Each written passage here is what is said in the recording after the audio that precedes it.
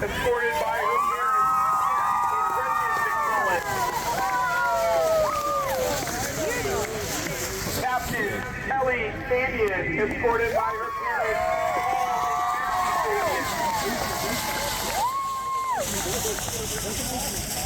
Captain Ava Remillard, escorted by her parents, Marilyn Remillard.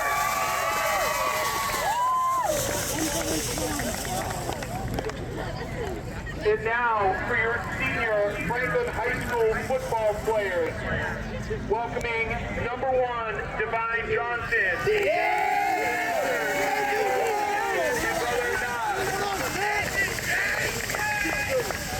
Number 2, Luke Sidwell, escorted by Eileen Brad Sidwell. Number 3, Garrett Ortizi, accompanied by parents Tina and Ortizi.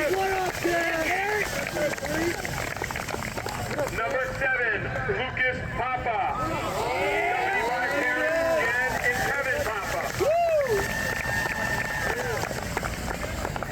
Number 8, Jay Gula, accompanied by Dad Chris and grandmother Nancy Smith. Number 9, Josh Ramiro, accompanied by parents Kelly and Evandro Ramiro. Number 13, Bobby Padula, accompanied by mother Renee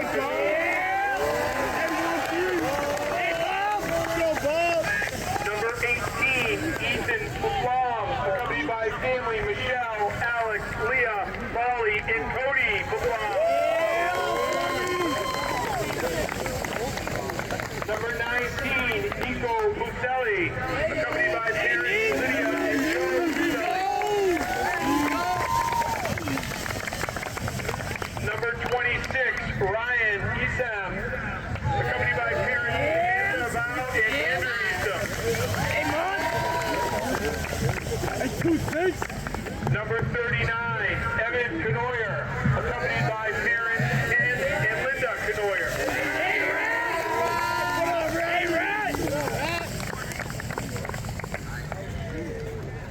Number 54, Alvin Yaltari, accompanied by sister Ashley and brother AJ.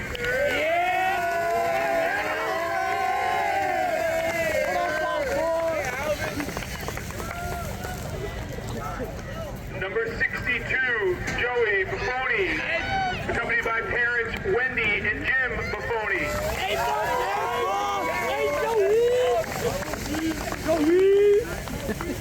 Number 73, Eric Lewis, accompanied by parents Kathy and Brian Lewis.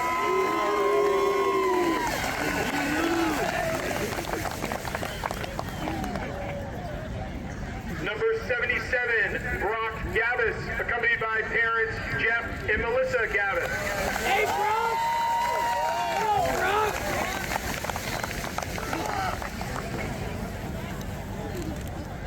Number 79, Christian Gatto, accompanied by parents Jeff and Joyce Gatto.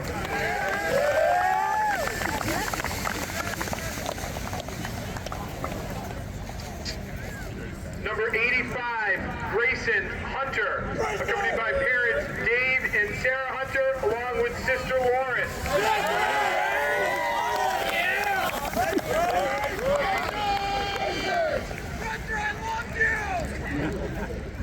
Number 88, Dylan Moran, accompanied by parents Matt and Jen Moran.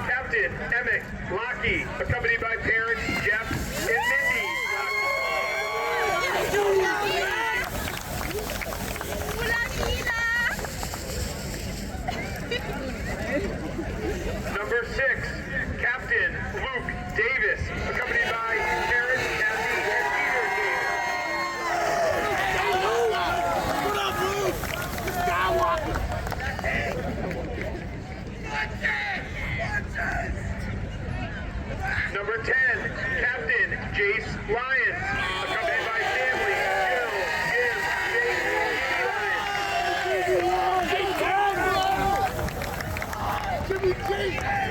Jim, Number 72, Captain Ben Papa, accompanied by parents Jen and Kevin.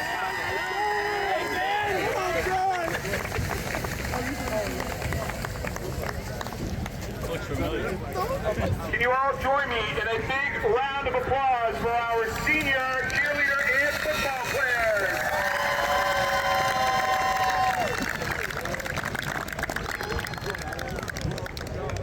Oh, we have one last recognition. The seniors have asked trainer Jen to please join them in the middle of the field as she has acted as a parent and guardian to many and would like to be recognized as such. Congratulations, trainer Jen.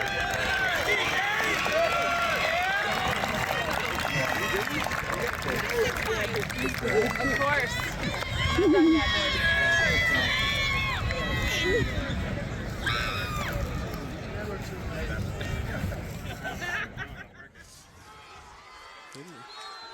Franklin TV presents Franklin Varsity Football. It's Friday Night Lights and one of the biggest games of the year as Franklin will kick this one off to start our telecast. Milford back to return here and taking it all the way there was the Scarlet Hawks. It's Milford, the #1 team in Division II, Franklin, the #1 team in Division I. Hi neighbors, I'm Ryan Martin, joined alongside Pete Royce for this one. And Pete, two of the best teams in the Kelly Rex division, battling it out here in the final game of the regular season. You know, Coach Ian Bain, before the game, he told me this could perhaps be their toughest game of the season. So, you know, you had some strong teams. Wachusett, Duxbury. Yep. How about Milford? Coach has a lot of respect for Coach Dale Olson and his Milford team tonight. And a lot of respect for their quarterback as well, Evan Cornelius, a 2-year starter right now who will hand it off on this first play from the line of scrimmage on this one. It is Romeo Holland, and Pete, we can expect to hear Holland's name a lot coming out of the backfield tonight. Yeah, he's racked up some TDs this year, and it shows that they have a running game, and of course with Cornelius, wow, what a player. He's about, 6'3", 6'4", tips the scales, about 220 plus change. What a prospect he is, really. He certainly is a quarterback, but what we've seen for Franklin is their quarterback, Jace Lyons, able to slide in at safety a couple times and play defense. Cornelius will do that as well, except instead of playing safety, he plays defensive end. That's amazing. That's amazing. We'll see if he gets in on defense, but right now, still under center. Here is Cornelius, back to pass for the first time tonight. It's a screen pass, and it's enough to move the chains and still going with it until finally tackled down. On that catch, it was number 14, C.J. Farrell. Just a well-planned play for Farrell. Cornelius knew exactly what he wanted to do with the ball. He just delayed a little bit, and on the slant, Farrell took it up for about 15, 20 yards on the play. So the first down of the game for the Scarlet Hawks, who come into this game 6-1 on the year.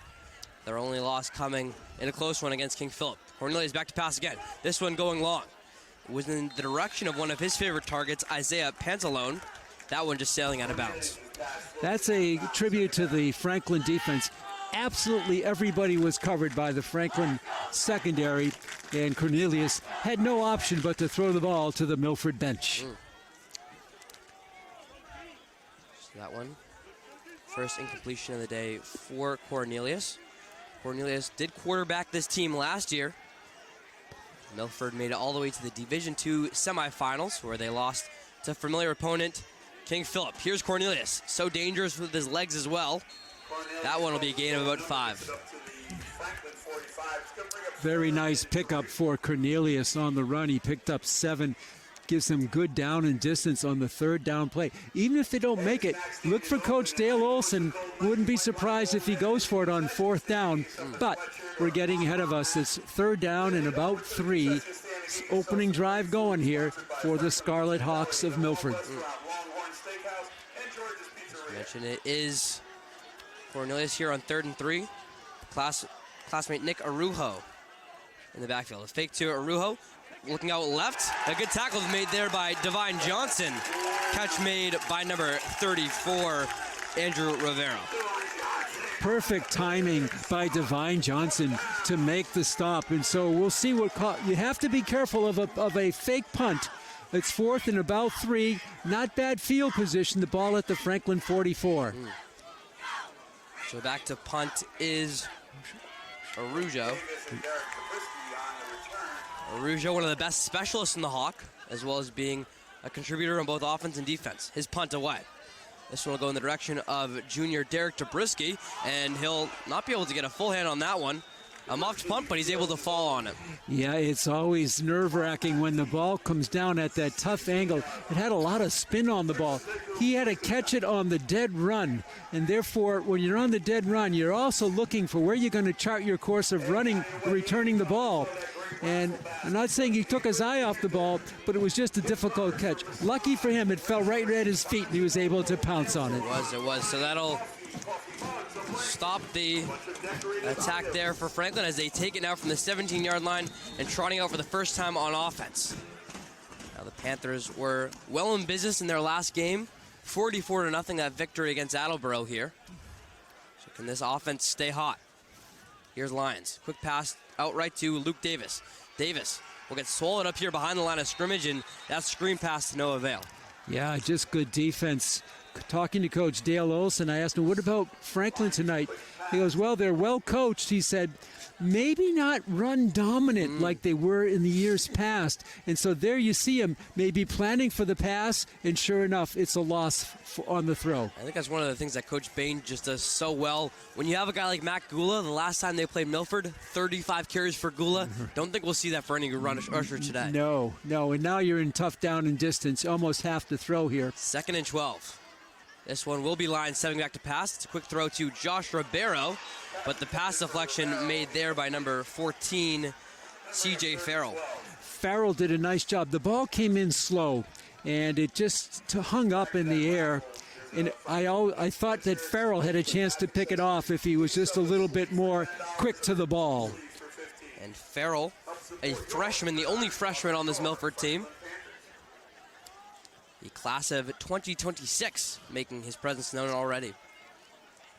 So here it is, 3rd and 12 now. Franklin trying to prevent a 3-and-out on their first offensive drive. Lions with Michael Davidi into the backfield to his right. Lions back again to throw. It'll be a screen pass to Davidi. Davidi will get clobbered up right away. Credit once again, we call Romeo Holland's number. He's playing linebacker now, and it'll be a punt now for Franklin. What really hurt the Panthers on that drive was losing yardage on first down. Sort of the playbook might have been out the window on 2nd and long, 13 or so, and they ended up with a possession that only gains 2 yards. Good defense for Milford. So it is Franklin now back to punt. Garrett Portese. Portese and Arujo, two of the best specialists in the Hockomock this year. Portese, it's a liner down the right sideline. I'll take 2 bounces before trickling out of bounds. Milford with their second offensive possession. They'll start with it on the Franklin side of the 50. On the exchange of punts, Milford takes over right about where they had the ball when they punted themselves, maybe backed up 4 or 5 yards, but Portese didn't get everything into that. Not much of a wind at the moment. He just never got the ball up in the air, though, and it just went right to the sideline. We have our 6 o'clock start time now, the rare 6 o'clock start.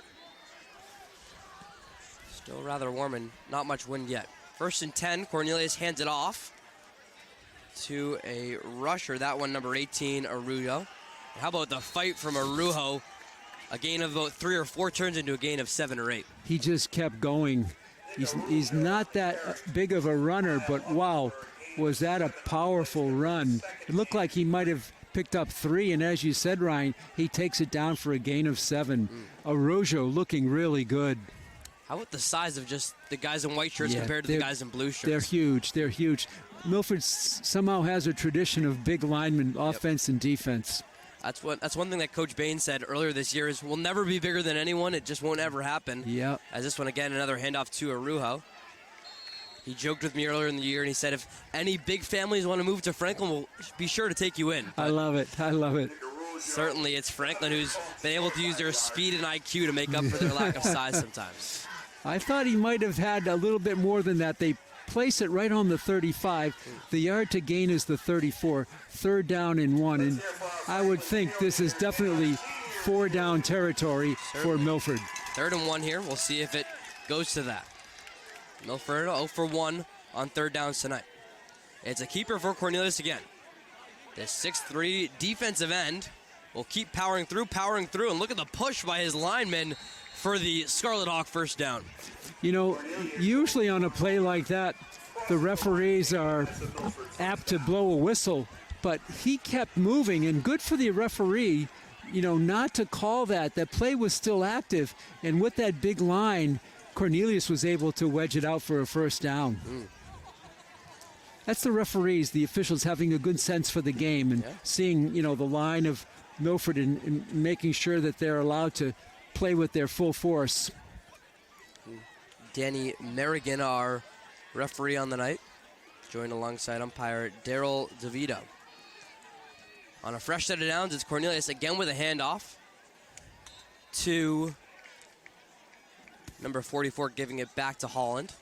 Holland on the carry, pick up a 4 on the play to bring up 2nd and 6. 2nd and 6 upcoming now for Milford. And you wonder too if Franklin is just trying not to give up a big play. And so far, Milford's just grinding it out on the ground. This is their 2nd possession. Panthers with good series of defense on the 1st possession, but here, not so easy for Franklin as Cornelius has revved up his team. Does Cornelius choose to go to the air this time? No, it's another handoff to Holland. A great tackle made there from Jay Gula, who sensed it right off the line. Nice play by Gula charging in and making the stop. So that's the type of play that Franklin will look to make to stop the running game and make Cornelius go to the air. However, he's such a great thrower, you have to be careful of that as well. So the Panthers just have to be balanced. Balance the run and the pass defensively. Gula, one of 23 seniors honored tonight on senior night in Franklin's final home regular season game. 3rd and 5. Cornelius back to pass. He's looking right. Has a receiver in the end zone. That one just by his outstretched arm. Intended receiver number 34, Andrew Rivera. Rivera is a good one, and we'll see now on 4th down and 4 what Coach Olson does. We thought that he would go for it if it came to a 4-down opportunity. They have real good field position. They wouldn't be giving up much field position at the 25, and probably a little bit out of the range of a field goal kicker. But although in years past, Milford had some kickers who could boost them 53, 54. One of their graduates recently is now kicking for UNH. Yep. And they've continued that tradition, too, with Arujo, who made a 51-yarder earlier this year. Yep, and he does their punting. Yep. He's a linebacker. A running back who's already gotten a couple carries. Plays running back, and rumor has it that when in Milford he sells a few bags of popcorn in the stands, too. Sings the national anthem as well, probably, and will coach the freshman team as well, probably. Yeah, probably. 4:29 to go in this one. We're still scoreless through the first 7 minutes and change in this one. It's really a key play in the game coming up, though, on 4th and 4. Yeah. They've shown they can move the ball, but not a lot of 1st downs. Panthers have to dig in on defense, and certainly it would be a big, big switch of momentum if the Panthers can hold here. Yeah, with the ball at the 25-yard line, you would have think it would be around a 40-yard field goal, but no Arujo in sight. Instead, it's Cornelius trotting out with Holland in the backfield for this 4th and 5 attempt. The bag of tricks wide open now for Coach Dale Olson. What does he draw up on 4th and 5? Vertical play early in this one. Pantalone in motion. It's a quick pass to Pantalone, and Bobby Padula will make the tackle. It was a quick motion. They tried to get some trickeration going, but it's Padula, the senior, who's not fooled. If Padula didn't hang on, that receiver was off to the races. He was the last one, the last and the only line of defense on that left wing. But the Panthers come up big, and they turn the ball over to the offense on downs. Yeah, Padula, it was almost a shoestring tackle, you could say, except just grabbing the jersey. Holding on. I thought that it was going to slip, the player was going to slip through the hands there of him, Padula. But no, he held on and brought him to the ground. 1st and 10, Franklin. A little bit better field position than their first drive, 22-yard line. First play is a handoff to Davidi, who once again, you feel the size of that defensive line for Milford. He's swallowed before the line of scrimmage. This is going to be tough. You can see now why Coach Bain told me before the game this is probably their toughest opponent to date. And they've played Wachusett. They've played Duxbury. They've played some tough teams. Well, look at this. So far, the offensive line has been great for Milford, and now the defense stops a real good runner in Davidi after a pickup. No, it's a loss again. So they're not having good success on first downs. That's a big factor so far in the early going. 2nd and 11, as you mentioned again. It's 2nd and 10 plus.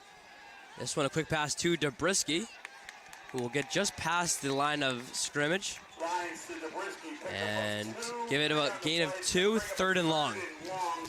Sometimes with an aggressive team like that, defensively, as Milford is, one of the things you possibly can do to counter it is maybe fake that first pass to somebody and then go to another option, like maybe the middle of the field. We'll see if that happens. Yeah, one thing I'd be interested to see if Franklin tries to look at or experiment with is, hey, if these guys are so much bigger, would we have the speed advantage if we tried to go long on some of these plays? And I think you have to fake it so that it opens up that field a little bit. 3rd and 8 here.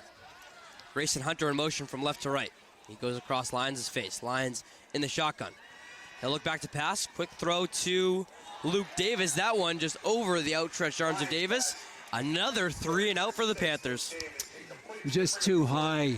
Just too high. Not a lot of room out there, and the ball sailed over Davis's head. So we'll see what kinds of adjustments Coach Bain makes as the game goes on. Obviously, the running game has been shut down, and the short passes have been shut down. So perhaps the middle of the field will get open in the next or couple possessions for the homestanding Panthers. Cortese back to kick once more. And to return, it is Pantalone and number 14, CJ Farrell. 3.5 to go in this first quarter. Portese looking for a punt that was a bit better than his first one, and this one certainly is. It'll go into the hands of Farrell, who doesn't call for a fair catch, makes 2-man miss. Still up with his Farrell and finally tackled down. But once again, it's Milford finding themselves in Franklin territory to start a drive. The second in a row, and the first one, they took it to Franklin territory, so all 3 possessions have either started or ended in Franklin territory. Portese got off a little better kick, but Pantalone was able to bring it back for a nice solid 10, 12 yards, and once again, Milford sets up shop in Franklin territory at the Panther 47-yard line. 47 it is. Cornelius accompanied in the backfield once more by Romeo Holland. It's a quick pass out left, coming off the play action. Pantalone makes one defender miss, but then is tossed out of bounds by Quintina. And they'll say it was an unnecessary hit there from Quintina. The flag's flying. It's such a difficult call to make. The ball player was right along the line, and you want to be sure. And when you're coming from inside the field, you may not be able to see that boundary, the sideline boundary. And when Quintina hit him after the catch, he was flagged immediately for the personal foul. That's a big penalty there. Yep. One of the things you have to do in a game like this, so much emotion on the line, is you do have to, control your feelings out there, and you want to be aggressive. But that one really hurt. Yeah, so already Milford in their best field positioning of the night. Edge of the red zone at the 25-yard line. It's Cornelius handing it off to Holland. Holland, built like a fullback. He puts that shoulder down and gets a gain of about 3. And behind that big offensive line. So 3 yards out of clip. Oh, they're going to give him 5.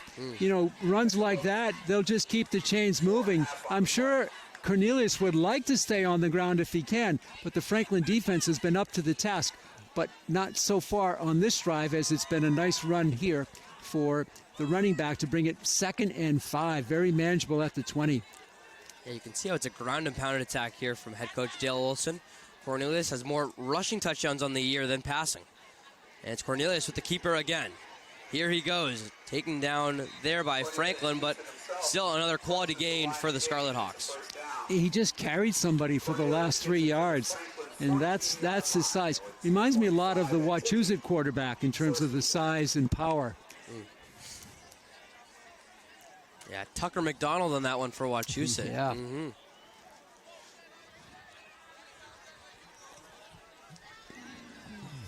First and 10 now, firmly in the red zone are the Scarlet Hawks.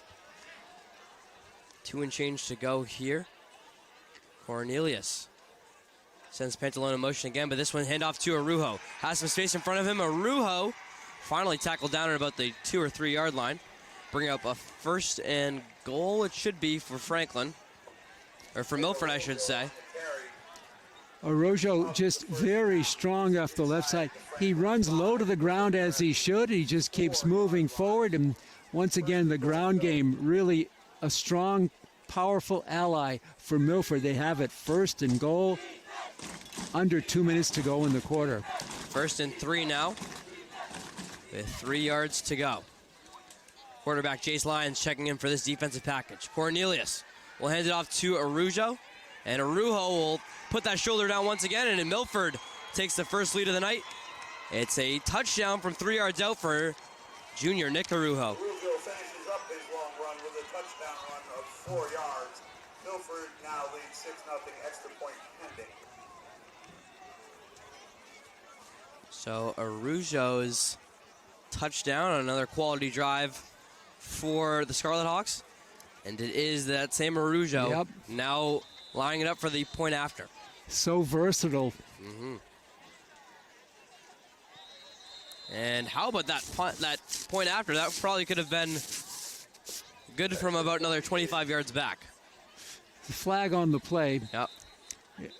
I think it's against Franklin, offside. Let's see.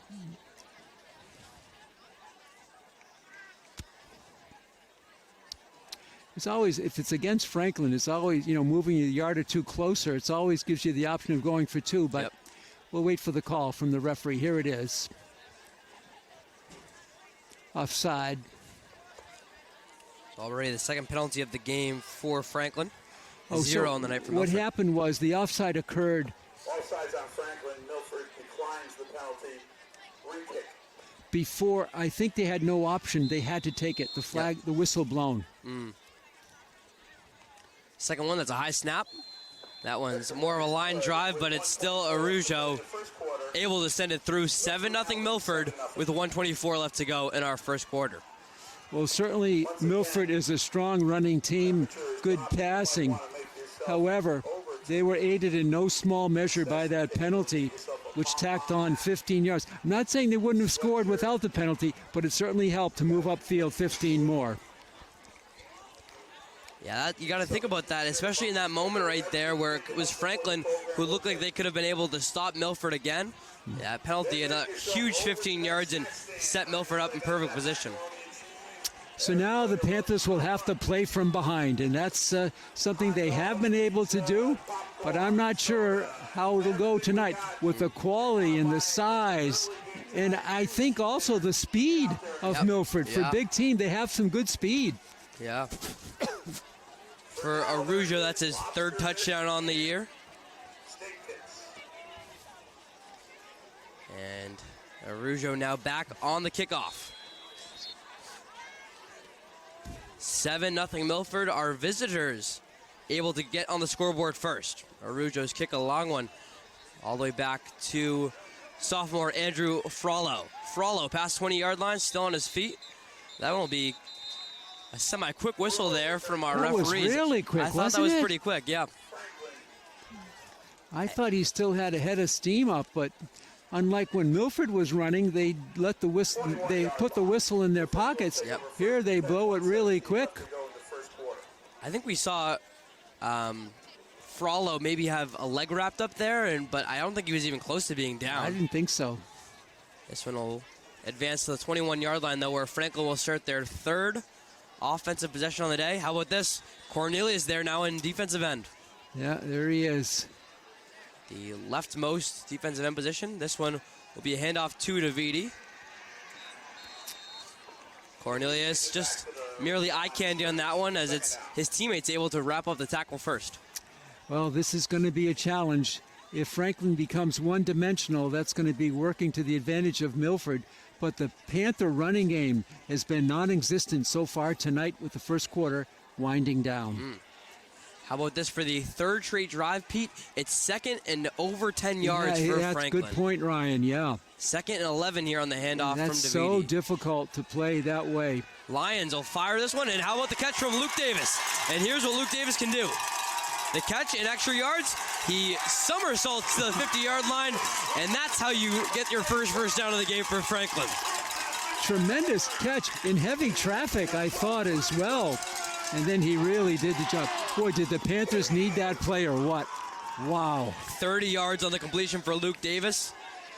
Catching it in traffic, and something we've seen him been able to do so well this year. Make a couple defenders miss tackles. And how about that somersault to wrap it up? Beautiful. And he signals first down to boot. First down of the game for the Panthers after two straight 3-and-outs. Final play of our first half. It's another quick pass. This one to Grayson Hunter. Hunter, who we saw have a couple of good plays in the middle of the field against Attleboro, able to make that catch. Two straight catches and two straight first downs for Franklin. Tremendous back-to-back plays, and both plays using the center of the field. So maybe the adjustments have begun to take place. They went to sideline, nothing doing. In the middle, two in a row. We know how good Franklin is at adjustments. Could this be a game now played between the numbers for the Panthers? Yeah, absolutely. That would be where the field seems to provide the most promise. A lot of green space in the middle. What an important drive for the Panthers. If they fall behind 2 touchdowns to a team like this, wow, you're in trouble. Yeah. Milford, as we end our first quarter here with a 7-0 Scarlet Hawk lead. It's Milford, as you mentioned, 6-1 on the year. That one loss coming 2 weeks ago to a formidable King Philip team. And Pete, as we look at the standings too, we know King Philip will be hosting Franklin in their annual Thanksgiving game. But this Hawk-a-Mock League, it's really King Philip, Milford, and Franklin just competing for that #1 spot. Yeah, exactly. And Milford will play in a different division, so they will not meet in the playoffs. You know what's interesting, too? Franklin in Division 1, Ryan, #1 seed. Milford in Division 2, a #1 seed. You know how Franklin has gotten its points? On the power rankings of their opponents, the Duxburys, the Wachusett's, and the Milford game hasn't even factored into the standings because they haven't played each other yet. This is such a huge game for opponent ratings, and that's what helps build your overall power ranking. The committee noticing that tough teams that they've played. This one, another pass and a completion to Luke Davis. Luke Davis using that lacrosse kind of thing. He goes all the way across our screen. Davis with some speed past the 20-yard line. Still on his feet and finally pushed out. Pete, I think that's a 1st and goal upcoming now for the Panthers. All Luke Davis on that play. Oh, boy. Some laundry on the field, though, and that one could be coming back. Yep. Possibly a hold there as Jace Lyons signals his guys back. But how about the play by Luke Davis? We know he's a Boston University lacrosse commit. It almost looked like he had a stick in his hand, and it was the spring season as he was able to just try and shake defenders off. And the BU athletic office saying, too bad we gave up football. He might have been able to play on football. That one does come back, though, and we saw with Nick Quintina's penalty defensively how that burst the bubble for Franklin. Yep. We'll see if that does the same kind of thing on offense. Yep, one on each side of the ball. Very, very critical. 1st and 16 now, and Franklin again starts to drive. This one pushing them back. Quick pass here to Hunter, similar to his first catch of the game. His second one is a completion in midfield. Got a lot of the penalty yardage back and then some. And so it looked like he was wondering, which way should I turn after making the catch? He looked right. Somebody was there, looked left. That wasn't too empty either. He just fell forward for another yard or two. They'll call it a gain of 10 yards. They'll call it a gain of 10 yards. And 2nd and 6 now.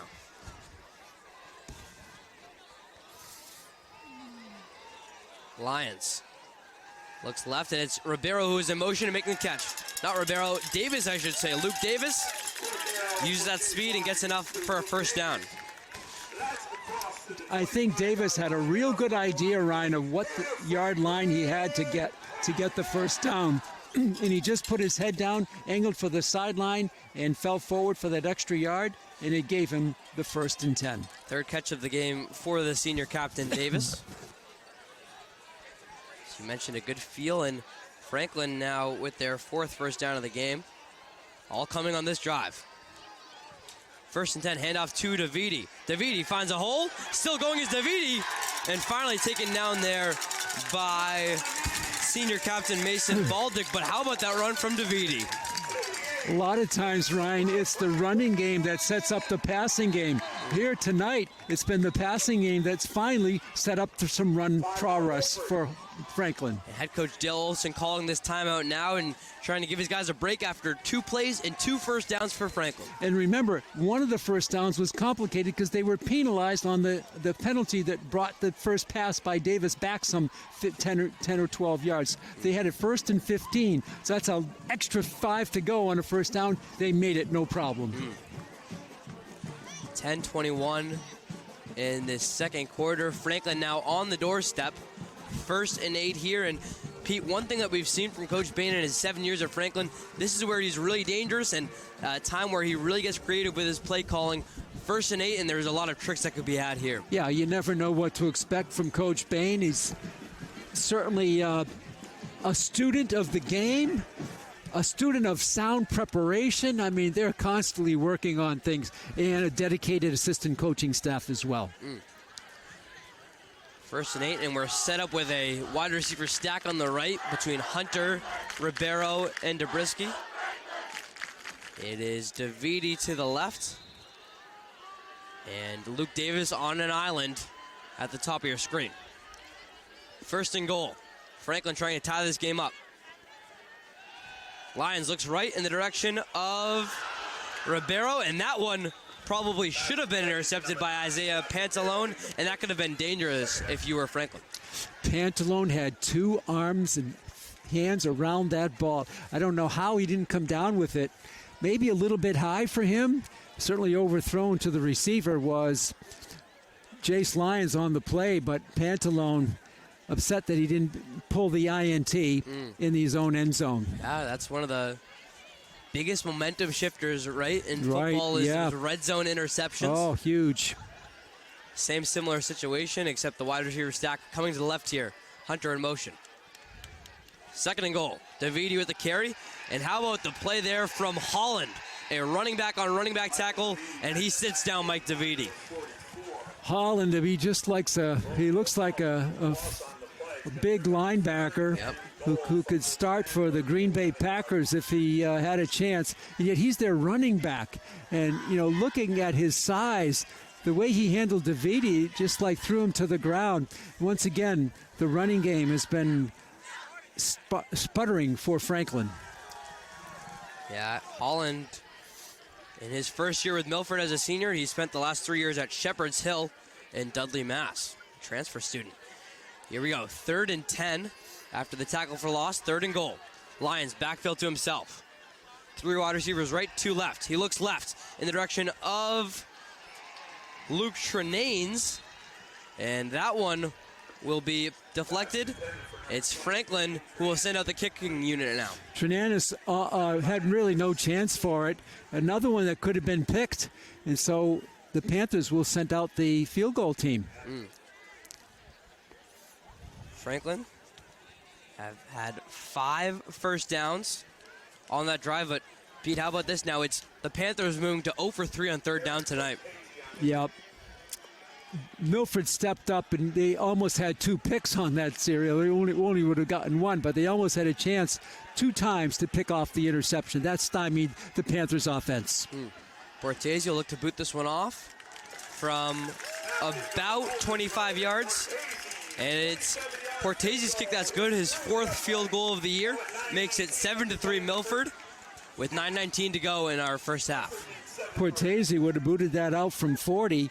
They're going to officially give him 27 yards on the field goal. So we'll see. Franklin needed points, Ryan, and they get 3. They wanted 7, but they got 3. They'll take 3, and they trail now by 4. That's the Panthers finding some kind of solace with the field goal, still trailing 7-3 in this one. And Pete, this is something that we a kind of game we kind of expected between Milford and Franklin. These are 2 high-scoring offenses, but when they play each other, it's kind of a slugfest.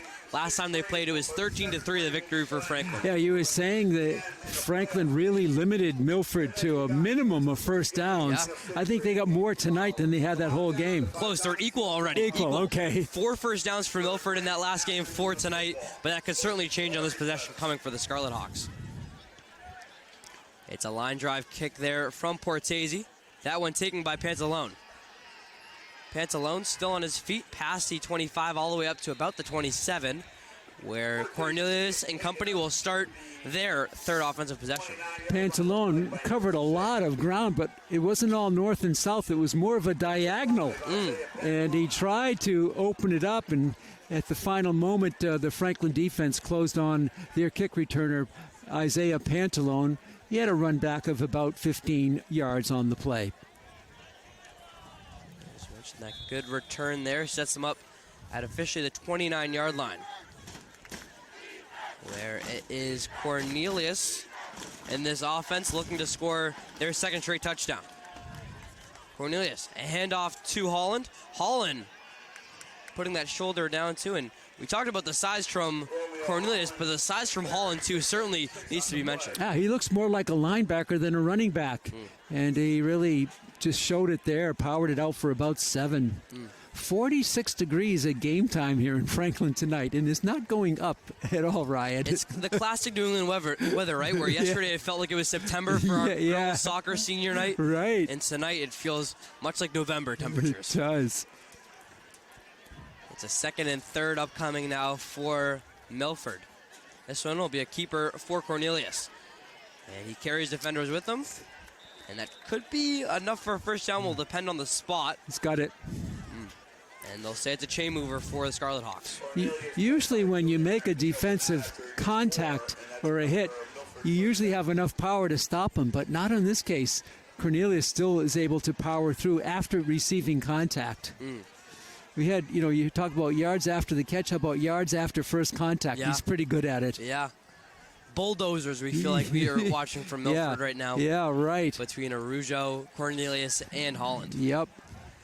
So moving to the left hash now, it is Milford. We haven't really seen them air it out truly in this one. No, they haven't. They've gone short. But they haven't really had to yet. We'll see. 1st and 10. It's Arujo finding a lane. He's still up with it is Arujo. Sending defenders to the ground, and Cole Sidwell will fall to the back but still make the tackle. Yeah, Sidwell did what he could, but Arujo, he is just like you said, a bulldozer, just clearing space for himself. The first contact, Sidwell gets credit for the tackle, but he was really pushed back after he made that hit. Yeah. And Arujo just kept going.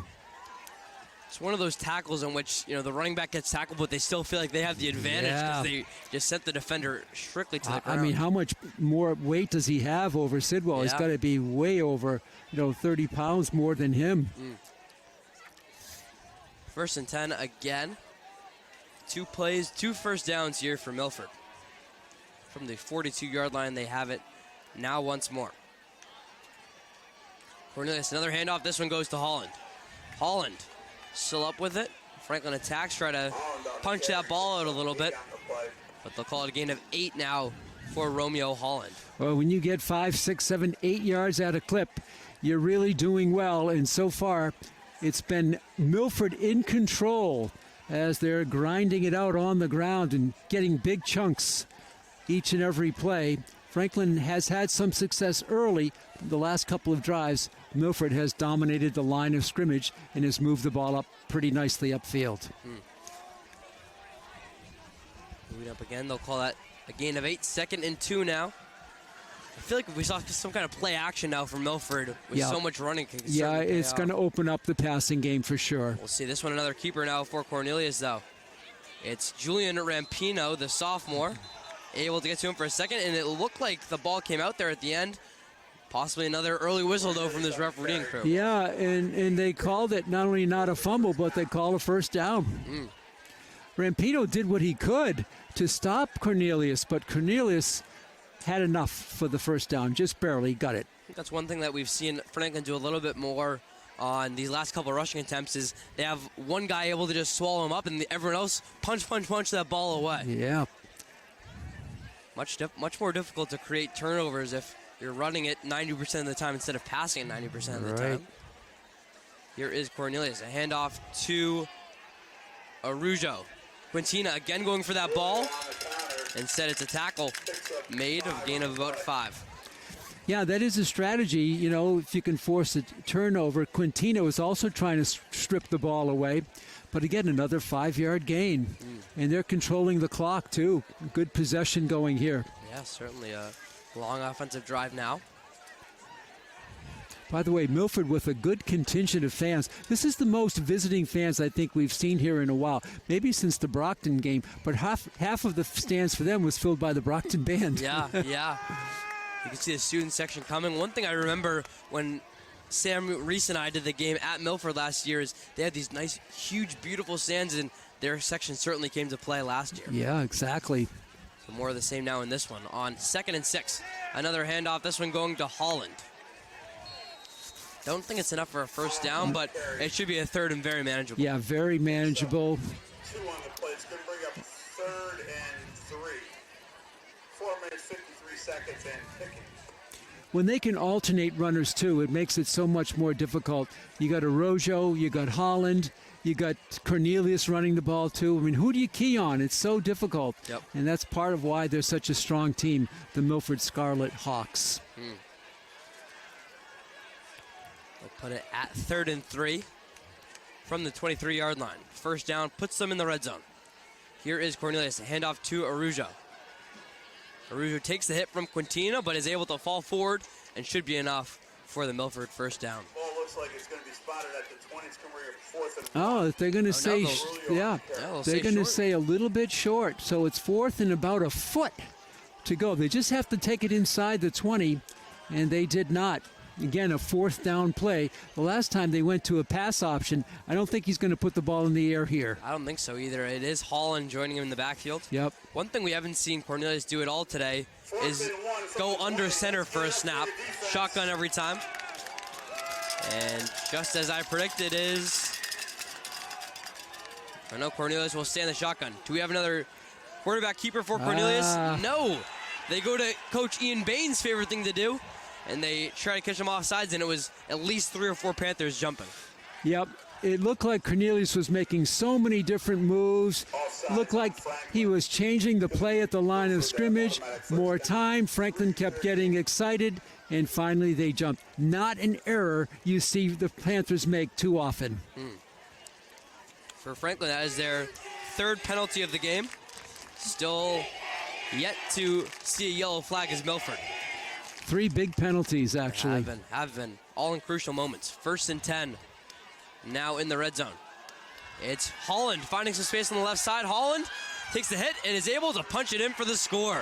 Romeo Holland, a 15-yarder, makes this one 13-3. No problem for Holland. What a strong run. He had one thing on his mind, the end zone, and he found it from 15 yards out. Yeah, Again, Holland. the penalty hurt, set up 1st and 10. Yeah, one thing from Holland there is I was surprised, Pete, at how fast he was able to find that outside zone and able to get to it. Holland, now with touchdown number 10 on the year. How about this, Pete? He has scores of 57 yards and 74 yards on the season. So a big guy as Arujo's kick is well good. Yeah. A big guy as Holland, but able to put on the jets when he needs to as well. Left to play in the first half. A big counter. So Franklin looking for a hold after their field goal. They don't get it. Milford just really ran the table, marched the ball downfield, aided by that penalty, and they go up by 11. Still a two-score game, but they look unstoppable out here tonight. 14-3 our score, unstoppable. A good way to put this one right now for Milford, who have scored 2 touchdowns in their last 2 possessions after forcing to punt on their first drive. And they took a lot of time off the clock, too, which leaves just over 3 for the Panthers to try to do something here in the final 3:20 of the second period.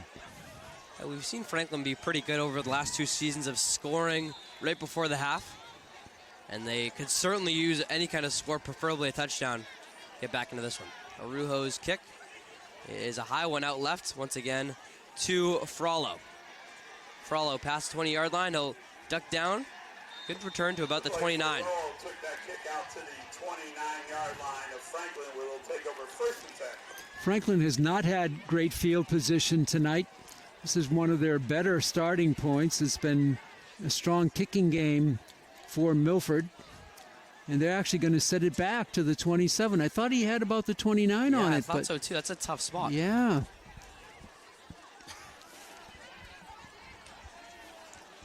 So it is, as we mentioned, the 27-yard line.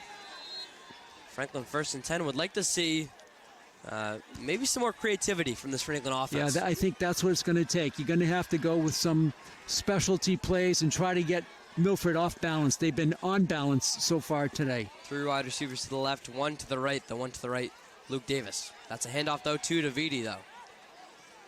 Davidi can pass the 30-yard line, falls backwards. And the spot looks like it'll come on the other side of the 30. Against other teams, Davidi has often turned a run like that into a big gain. But Milford in the middle recovered nicely to make the stop after the 3-yard pickup.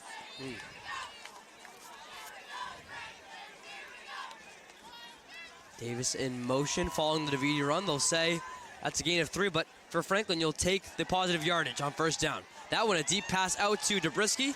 And that one, it's again Pantalone with an almost interception. As it was Lyons, I thought, Pete, that throw was going long right off the second he threw it. The only one who had a chance for it was Pantalone. And you're right, that was his second chance for an interception. That one a little more of a requirement of an acrobatic catch, but he had a shot at it nonetheless. 3 straight incompletions now for Jace Lyons. We're not used to that after he started 13 for 13 in their game against Attleboro, finishing passing 17 for 19 on the night. Lions on 3rd and 7 now. Huge play for Franklin. Lions going deep again. This one to Davis. Luke able to make the catch, and he makes the defender miss. Luke still going. He'll take this one in for the touchdown. It is a 70-yard score for Luke Davis, his 10th touchdown on the year, and Franklin now within a score. The only question, Ryan, was would the ball get to him before the defense did? And it hung up a little bit. But how about the shake and bake move after the catch by Lyons to Davis to go officially 69 yards on the score? Yeah, it was Davis who was able to just duck that back and tell senior captain Jacob Ligor to get off of him. And able to have the deep touchdown, and you knew the second Davis fired that one, he was looking for his favorite deep target, Luke Davis. That one, a good kick there from Portese. And how the feeling here at Bassini Stadium, the final home regular season game, we can feel that momentum from the crowd coming now as Franklin with their first touchdown on the night. And they really needed it. We've seen Jace Lyons go deep a lot of times, but that one was a thing of beauty. But Davis shook the defender off like a flea and then carried another 25. He's got great speed, and he showcased that on the way in to pay dirt. So how about that? That comes just 57 seconds after Romeo Holland's 15-yard rush for a Milford score. It's Franklin who looked like, 3rd and 7 again. Do they face their third 3 and out on the night? But it was Franklin coming up big in the moment, and as we mentioned, Luke Davis, the favorite long target. We just can't talk enough about how he's been so successful, but so successful with long touchdowns on the year, gets it done from deep. And I think you can see more of that tonight. Yep. I think the short game has been shut off. The running game has been shut off. There's some openness downfield. This one right into the hands of Pantalone. You mentioned that creativity coming back for Franklin. That one goes to about that 28, 29-yard line where we've seen all of these returns go. Well, if you ever needed a hold to stop a team after you score, this is when you need it. You do not want to fall behind by 2 scores going into half. Franklin should have the kickoff to start the second half. They will. Yep, they will. So it's the Scarlet Hawks trying to reclaim a 2-score lead again. Before, as you mentioned, it's Franklin able to return the second half kick. What a Christmas this will be. 2:17 left to play in the first half. A nice little 2-minute drive upcoming for Milford. Here is Cornelius. Handoff to Holland. Puts the head down. Tackles into Quintina. The difference so far is that Milford getting huge chunks on first down. Franklin, not so much. In fact, for the first 2 or 3, they went negative on first down. Here again, good position, second and about 5 for Milford. Second and 5. 1:45 to go. Cornelius back to pass for the first time in a while. This one completed to his wide receiver. It was enough for a first down. And jumping all the way to the 50-yard line goes Andrew Rivera. Rivera is a good one, and he knew exactly where he wanted to be when that ball sailed into his hands. He took it up for another 5 or 8 yards after making the catch. How about this, too? It was like Quintina talking to his defensive coordinator while it was Milford getting set up. I'm interested to see as Milford hands this one off to Holland. A flag flies down. Pete, for a team that relies so heavy on the run with 1:19 to go in this first half, you might be forced to start throwing the ball a little more. That was a surprise call there, and we'll have the flag here. Officials chatting to sort this one out. It's a big call. We have not yet had a penalty called against the visitors tonight. A clean game for the Scarlet Hawks. How about that pass, too, from Cornelius, only his 5th passing attempt on the night. 3 for 5 on the night is Cornelius. And this one, it is not on the visitors. It's on Franklin again. Another big penalty for the Panthers. A personal foul. And you know, it seemed like that flag was thrown just when the play was snapped. You don't usually get a personal foul like that. It's usually after the play is over, not before. Yep. I don't mean not before the play was over. I mean not before anything was happening. The ball was just snapped.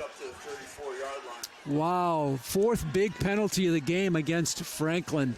That was huge.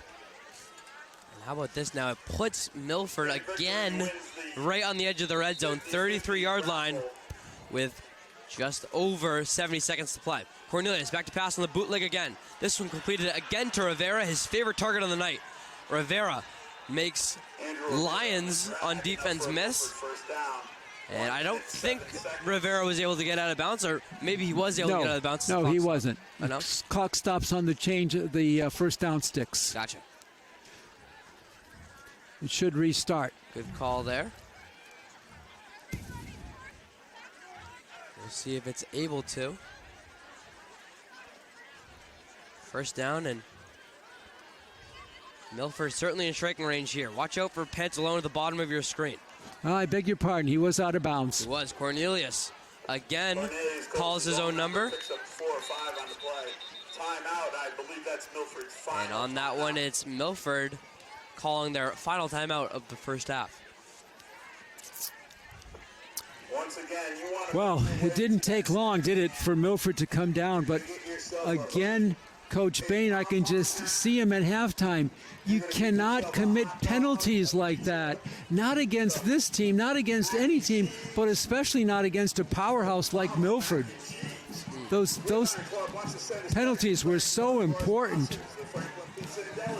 Yeah, not to say any coach is not a stickler, but we've seen Bain be a real stickler for penalties, especially ones at big moments. Yep. It just makes it so difficult for the offense to counter because you keep falling behind by 2 scores every time you take over.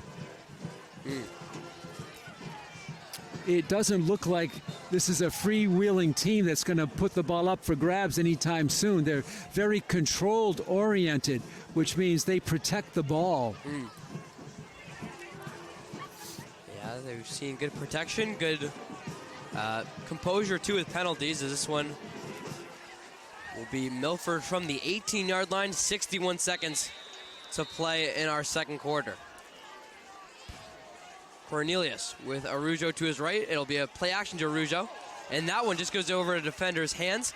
It's completed to Pantalone, enough for a gain of 7. Just over the hands of a defensive lineman charging through. And that's going to come up short of the yard to gain. On third down, Arujo's handoff. He gets slid up right there. It's Nick Quintina with the ball. Quintina is able to hold onto the ball, but it's a whistle again coming early. Head coach Dale Olson is clearly on the field already. A helmet's flown off, and Pete, I'm not sure what else you could have happened on that play.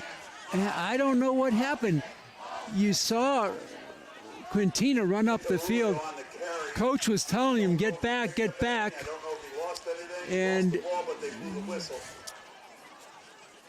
well, we said he'd protect the ball. What do they do in the next couple of plays? They turned it over, but apparently the ball was dead. Now we got to wait for the first down call. Did he have enough? 25 seconds to play. Yeah, he got the first down. A really funky play as it was Quintina with the ball as the clock was moving, so Milford's going to reset. They may adjust some time off the clock here. There was a lot of confusion. Referee is going to come over, and I think he's going to shout up to the press box of what he wants done with the clock. What a voice, huh? Yep. 25 seconds. Could hear him way up here. David Merrigan, the one with the vocals on that one. He used a little hand signals, too. 2 and 5. And the clock operator punches up 25 seconds. A lot of confusion on that last play. We had Quintina running with it. Yeah. Olson on the field, and a helmet flew off. Just everything happened in the kitchen caboodle. Cornelius, a deep pass there. That one was towards the back of the end zone, and no chance there for C.J. Farrell. Well, Arojo's got a strong leg, so they have to watch the clock, and depending on how long this play runs, they may kick the field goal on third down. Of course, they want a touchdown here. Yeah, certainly with 2 touchdowns in their last 2 drives, it's Milford hungry for more. Franklin has done a pretty good job, Ryan, shutting down the passing game of Milford. But the other thing is the running game has been tremendous for the Scarlet Hawks. One thing I think that goes along with that is that Milford hasn't really needed to rely on the passing game tonight in this one. No. They may here, though, because not so much the distance, but the time on the clock. 16 precious seconds now as Milford needs to advance the ball 10 more yards. Cornelius is joined by Holland in the backfield, and it's Farrell in motion. Play action to him, and wide open is his receiver, and for the touchdown goes Andrew Rivera. And Pete, I'm not sure you could have a wide receiver more open in the end zone on that touchdown. Yeah, it was wide open there, and Rivera just had to make sure he came down with the football. There was nobody near him, and so there's the passing game, and again, probably set up by that running attack, Rivera on the strike from Cornelius. It looked like a lapse there from the Franklin defense where it was Rivera wide open in the end zone, and probably the nearest wide receiver had to have been 8 or 9 yards away. Right. Arujo's boot, well good again. And it's Milford again claiming a 2-score lead. It's 21-10 with just 13 seconds to go in this first half. Yeah, that's the tough part. You score with 2:23. You're in the game prominently at 14-10. Then you give up 7 more, and it's now back to an 11-point game as Arujo boomed it through. Good ball management, and they did that last several plays with no timeouts left, so they managed the clock really well. Yeah, I was impressed by that. Yeah, we saw them go out of bounds a couple of times and able to really have success managing the clock, even though they relied on the ground a couple times on that drive. Franklin will be back to return the kick for the third time tonight. As we mentioned, Pete, they do get the ball after halftime too, so 13 seconds, we could expect possibly a kneel here off the kickoff return, but certainly a lot to look forward to for their next offensive drive. And remember, that drive was aided by another penalty by Franklin. Fourth of the game in the fourth. Each of them has contributed to great Milford scoring opportunities. Davidi picking up this line drive kick. 8 seconds to go. We'll see what Coach Bain calls up, and we can possibly expect a kneel, even though not something that we've seen Coach Bain pull off a lot. No. 10 to half. No. The other token, he could air it out, send Davis streaking down the sidelines. If it's picked off, most likely the clock would expire, so that's another option. Look at the personnel. It is the usual. Accompanying the offensive line is Zabriskie, Ribeiro, Hunter, and Davis, with Davidi in the backfield. So certainly doesn't look like a kneeling situation, especially with lines in the shotgun. One last play with 8 seconds to go. Franklin 10, Milford 21. Lions will go back to pass as you mentioned. A deep pass, and this one for Ribeiro, who will be an incomplete to Josh. I think what they wanted to do is maybe get the ball, go out of bounds at midfield, and then set up a last-second play here in the half. Now, I'm not sure what you do. You haven't advanced the ball. You're on your own 33. Maybe now you take the knee. The 3-yard line here. I think it's Bain who will bypass that suggestion by you. Not the first time a coach has done that. As it's Lions in the shotgun once more. 3 seconds to go. Final play of the half. It's a handoff, a simple one to Davidi. And it was Milford in a protection, but how about the symbolic tackle on Davidi? It's Michael getting pushed back 3 yards on the tackle.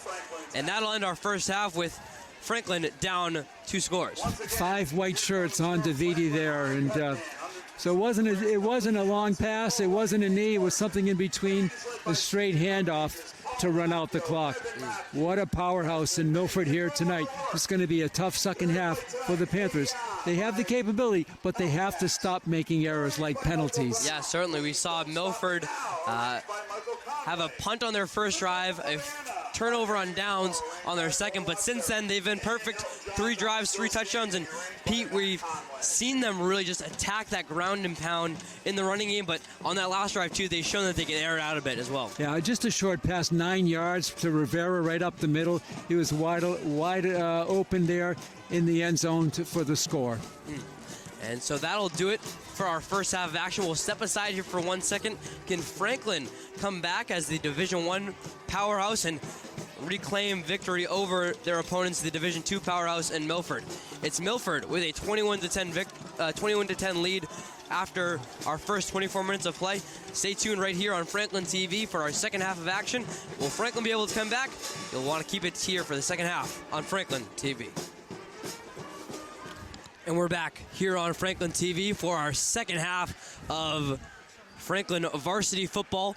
It's our hosts, Franklin, down 21-10 to the Milford Scarlet Hawks. And for this second half of play-by-play, I send it over to my partner, Pete Royce. Thanks a lot, Ryan Martin. The first half was dominated by Milford. They kept taking 2-score leads over the Panthers. We'll see how it goes in half number 2. The Panthers with a kick here. Out to the 15, 20, 22-yard line. The ball will be brought across the 20, and it'll be 1st and 10 for the Panthers. Welcome back to the second half of action. That kick is returned to the 22-yard line. And we'll see if the Panthers... I thought, Ryan, and the Panthers had some more luck going to the open field in the first half than they did with the short down and outs. I thought so too. I think one thing that you predicted was that this would be a game that would be one for Franklin between the numbers if they're able to come back, and we were seeing a couple of these plays in the midfield. Can they keep it going now to start their offense in the second half? And what kind of adjustments would Coach Ian Bain make at halftime? He had the team in the locker room for a long time. Coach Dale Olson, hey, he had about 7 minutes, and that was it. There's Derek Zabriskie, 1st and 10. For the first time tonight, Franklin gets a good distance on first down. I believe that's our first time we've seen Franklin start a drive, and on first down they get another first down. Yeah. Franklin coming out throwing. Quick huddle. Franklin to the line of scrimmage. 1st and 10 from their own 36. 21-10. Milford on top.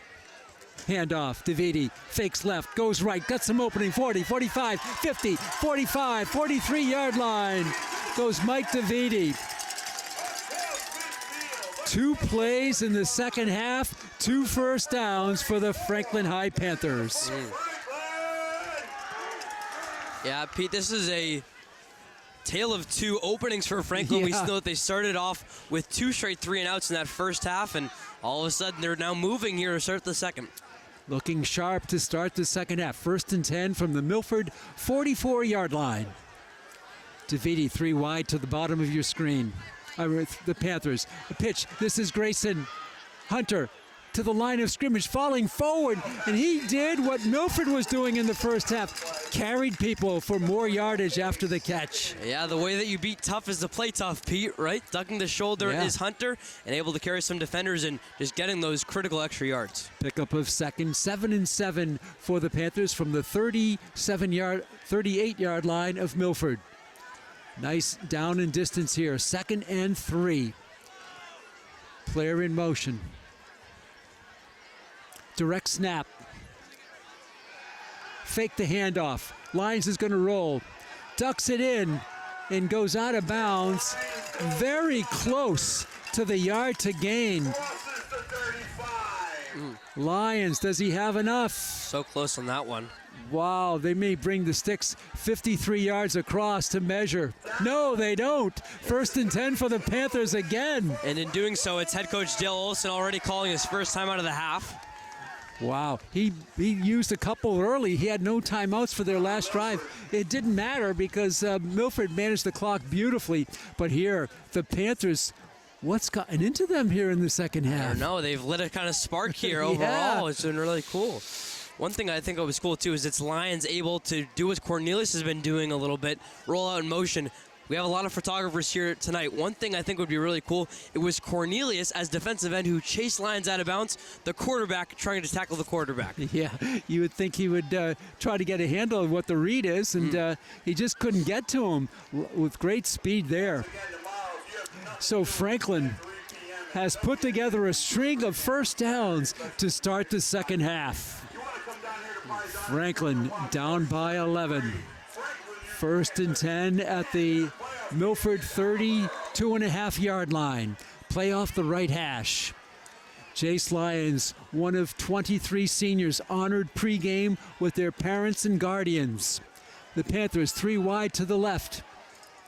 Tight on the right side. Long count. The snap. The handoff, DeViti, right side, and he's hit at the line of scrimmage for no gain. No gain on the play. A high tackle there, but no gain on the play for Mike DeViti. Well, maybe a yard. Yeah. And calling his number again, it was Cornelius on the tackle there who went high. I didn't know if he got a piece of the face mask or he just went high. It was close. And also you had to worry about a collar tackle, too. Yep. 2nd down and 9 for the Panthers from the 32. Just underway in the third quarter. So glad you're with us on Franklin TV and streaming worldwide on YouTube. 2nd down and 9. Dobrisky in motion. Lyons is going to step up and keep it. He breaks through. 25, 20, 15, 14, 10, 9 goes Jace Lyons. 1st and goal for the Panthers. And how about that play there from Lyons? He sees the hole open up the middle. It's Cornelius who was on him for a second. He shook him off like dandruff right there and takes it all the way to about the 8-yard line. It's a 1st and goal now for Franklin. 1st and goal from the 9. The Panthers red hot to start this drive in the second half. And they pull offside, I believe. This could be the first penalty of the game against Milford. It comes with 9:12 to go in the third. We'll wait for the official call. It is offside against Milford. They finally draw them off. It was almost 15 minutes of clean play now for the Scarlet Hawks. And what you noticed about the Panthers drive, no penalties either. First and goal from the 4-yard line, maybe 4.5. Half the distance to the goal on that penalty. Panthers, 2 wide to the left, 1 to the right. Single setback is Mike DeViti with 8:52 to go, clock moving in the third. Lions looks right, throws right, the diving catch! The diving catch! Grayson Hunter with the touchdown from 5 yards out, 4 yards out.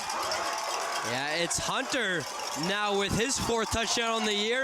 And how about that play, too? I think that's one thing that Franklin's been so good at is just finding these guys on quick out routes. Hunter using his better positioning.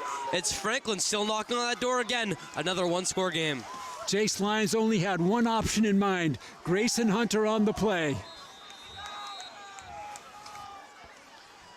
Garrett Portesi to try to tack on 1. Ball is down, the kick is up. The kick is good.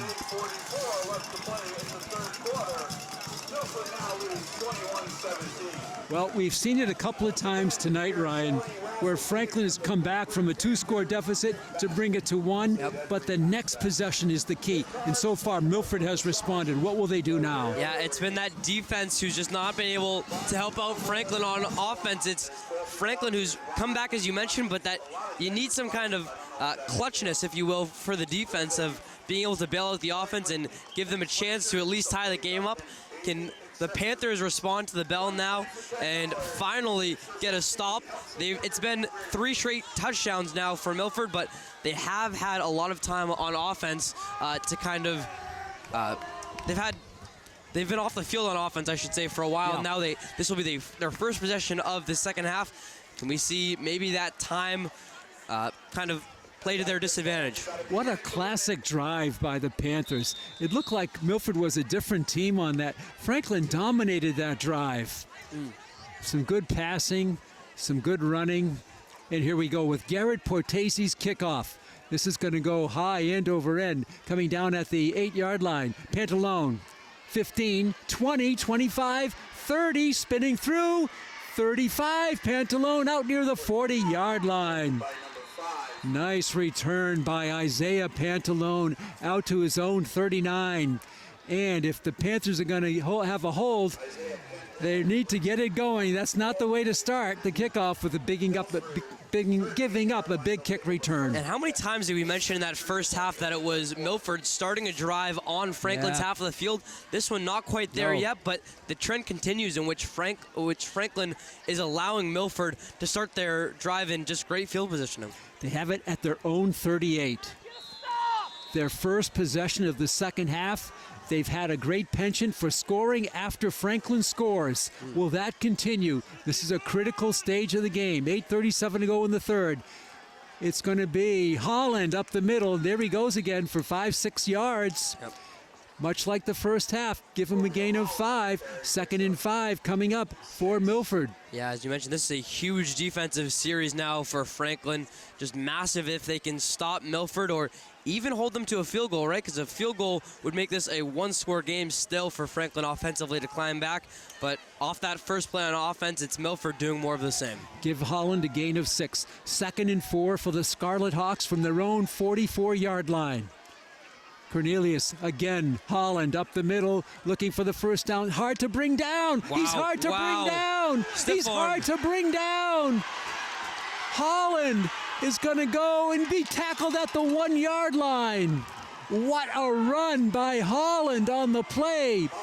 And finally tackled there at the 1 by Brendan Larrabee. What a run by Holland. 3 or 4 Panthers had a chance for him. He did, and as I mentioned earlier in that first half, it's Holland who has that power, but also the elusiveness to break away on some long runs. They'll place this one at the 3-yard line, which means, if I can do the math correctly and fast enough, that was a 53-yard run there from Holland, which brings it just inches away from the end zone. And he earned every bit of that big breakaway run. First and goal for the free from Milford. Handoff, Araujo pounding it through. Araujo for 1, down to the 2, and he's pushed back. Franklin trying to strip the ball, but the whistle long blown dead on that play. Devine Johnson picked it up, but the whistle was way late. He was way late. The whistle had blown. Second down and goal from about the 2. How about the credit, too, for Brendan Larrabee able to make that last-second shoestring tackle?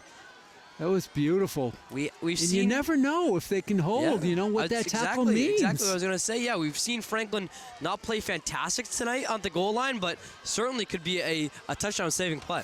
Second down and goal from, call it the 3. No gain on that last run for Arrojo. He's back in the backfield. Handoff, no, keeper by Cornelius. I don't think anybody laid a hand on him. He's in for the touchdown.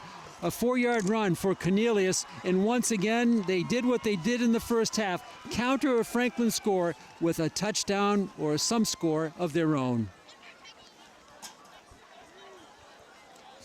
4-yard run by Cornelius. And that comes with 6:21. Just 2 minutes and 23 seconds after the Franklin score, Cornelius takes it in. Yeah, good keeper there from, as you mentioned, the defensive end / quarterback. Yeah, he's looked good. The kick is up, and the kick is good by Arrojo. Boy, Ryan, I don't think we anticipated a high-scoring game like this. That's exactly what I was going to say next. How about it's both Milford and Franklin making me eat my words I had in the first half where I said it would be just like last year, a nice low-scoring game. All of a sudden, these two teams combined for 5 straight drives of 5 touchdowns combined. So it's 28-17 in favor of the visitors now, but all of a sudden, we thought it would be a defensive matchup. It's turning into an offensive juggernaut as we head deeper into the second half. Both teams with impressive drives, but that one was on the running of Arrojo. Wow, did he look, Holland, did he look awesome on that run? Romeo Holland, a senior, and he played like a senior. He just bulldozed it up for over 50, as Ryan called it. Here's Arrojo with the kick. End over end deep. Going to be taken down at the 4-yard line to the 20, 25, across the 25, and a pretty good return there for the Panthers. And was that Frollo again? Let's check that return, and I believe that was Andrew Frollo. Turned out to the 27-yard line where Franklin will take over first and 10. So Franklin has countered, but how often can they do that? Yeah. 6:14 left. And the weird thing, too, is you can't really give any criticism or comments about this offense because they've been good so far. The offense has been good. Over the last couple of drives. They just have to keep doing what they've been doing. Yep. The Milford offense has just been outstanding and powerful. Franklin has used the big play. First and 10. Fake handoff. Lyons throws, got Davis near midfield. Davis to the 50, 45, still on his feet, down near the 40-yard line. He refuses to go down, and now a bunch of them come to make the stop. That's the big play power, but it's interesting. Franklin goes with the big play. Milford with the power running. It's a contrasting style here tonight. Yeah, 32-yard pass there from Lyons to Davis, and as you alluded to, it's Franklin who is trying to stick with it here through the passing attack. And once again, it is Davis who has been, again, making defenders miss. Tremendous in the open field after the catch. A little dump-in pass. What a nice catch there. And it's going to be taken by Dobrisky. I thought the key there was his great leaping catch to really haul that in. Yeah, used that whole frame of his. I thought that was just an overthrown ball there from Lyons, but Dobrisky bailing his quarterback out. Pickup of 9. Second down and 1 for the Panthers. Their second possession of the half. 5:34 to go in the third. So glad you're with us, fans, on Franklin TV and on YouTube. Second and 1. Lions. Oh, and it looked like the right end pulled back a little bit too soon. It looked like pulling back before the snap was Ben Papa. And this is what Franklin cannot do, is commit penalties. They had so many critical ones in the first half. This is their first of the second half. And this one could turn out to be critical as well after a couple of big plays coming for Franklin. It was maybe a stoppage now in all that momentum going. Instead of 2nd and 2, it's 2nd and 7. Franklin from the 37-yard line of Milford. Lions charges on. He gets it away. Daylight. Oh, what a nice tackle. Beautiful tackle there. Kind of an open field. The only person who could make that play was Nick Arrojo, and he made the play. There's the kicker, the running back, and the linebacker being multifaceted for Milford. Certainly.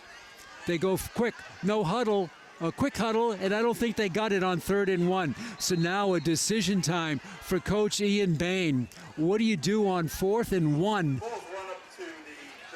From the 32.5-yard line, 4th down and 1. Yeah. Need to take it just inside, just to the 31. And Pete, we know the kind of leg that Garrett Portese has, but honestly, even if he could make this field goal, I don't know how much good that does you right here. No. Big play in the game. The play in the game right now on 4th and 1. Keeper by Lions. I don't know if he's got it. Oh, he got a good spot. This is going to be very close. This is going to be very close. Didn't the hole close fast on Lions? And you know who closed that hole? Evan Cornelius, the quarterback. Again, the storyline keeps writing himself. As you mentioned, it was Lions who thought he had a bit of speed going into that. It will depend on the spot here. And as you mentioned, the defensive line just good to swarm. Wow, I think they got it by the nose of the football, but it's awfully, awfully close. We'll bring the sticks in, and we'll let the video tell you if it's 1st and down and 10 for the Panthers, or is it the other way?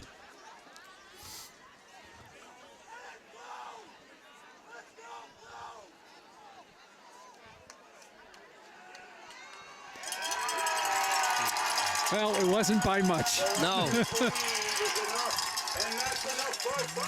I think you said the nose of the football, maybe even the tip of the nose, the very last centimeter. Maybe the referee would come up with one of those cards, like they do, and measure, just exactly how much did he have it by an inch. So the Panthers keep the drive alive just barely, but they do indeed. 1st and 10 from the 31 now. Huge series of downs for the Panthers.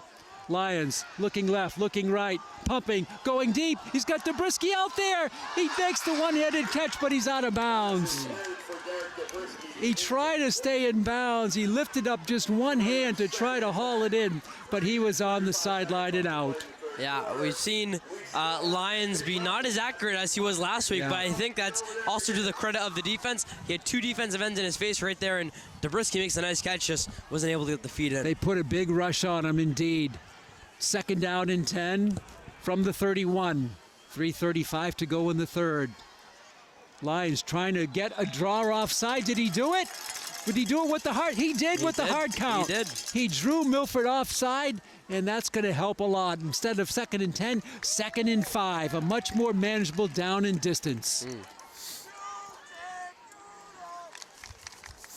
So Franklin edges it up 5. Now from the 26-yard line. They have it.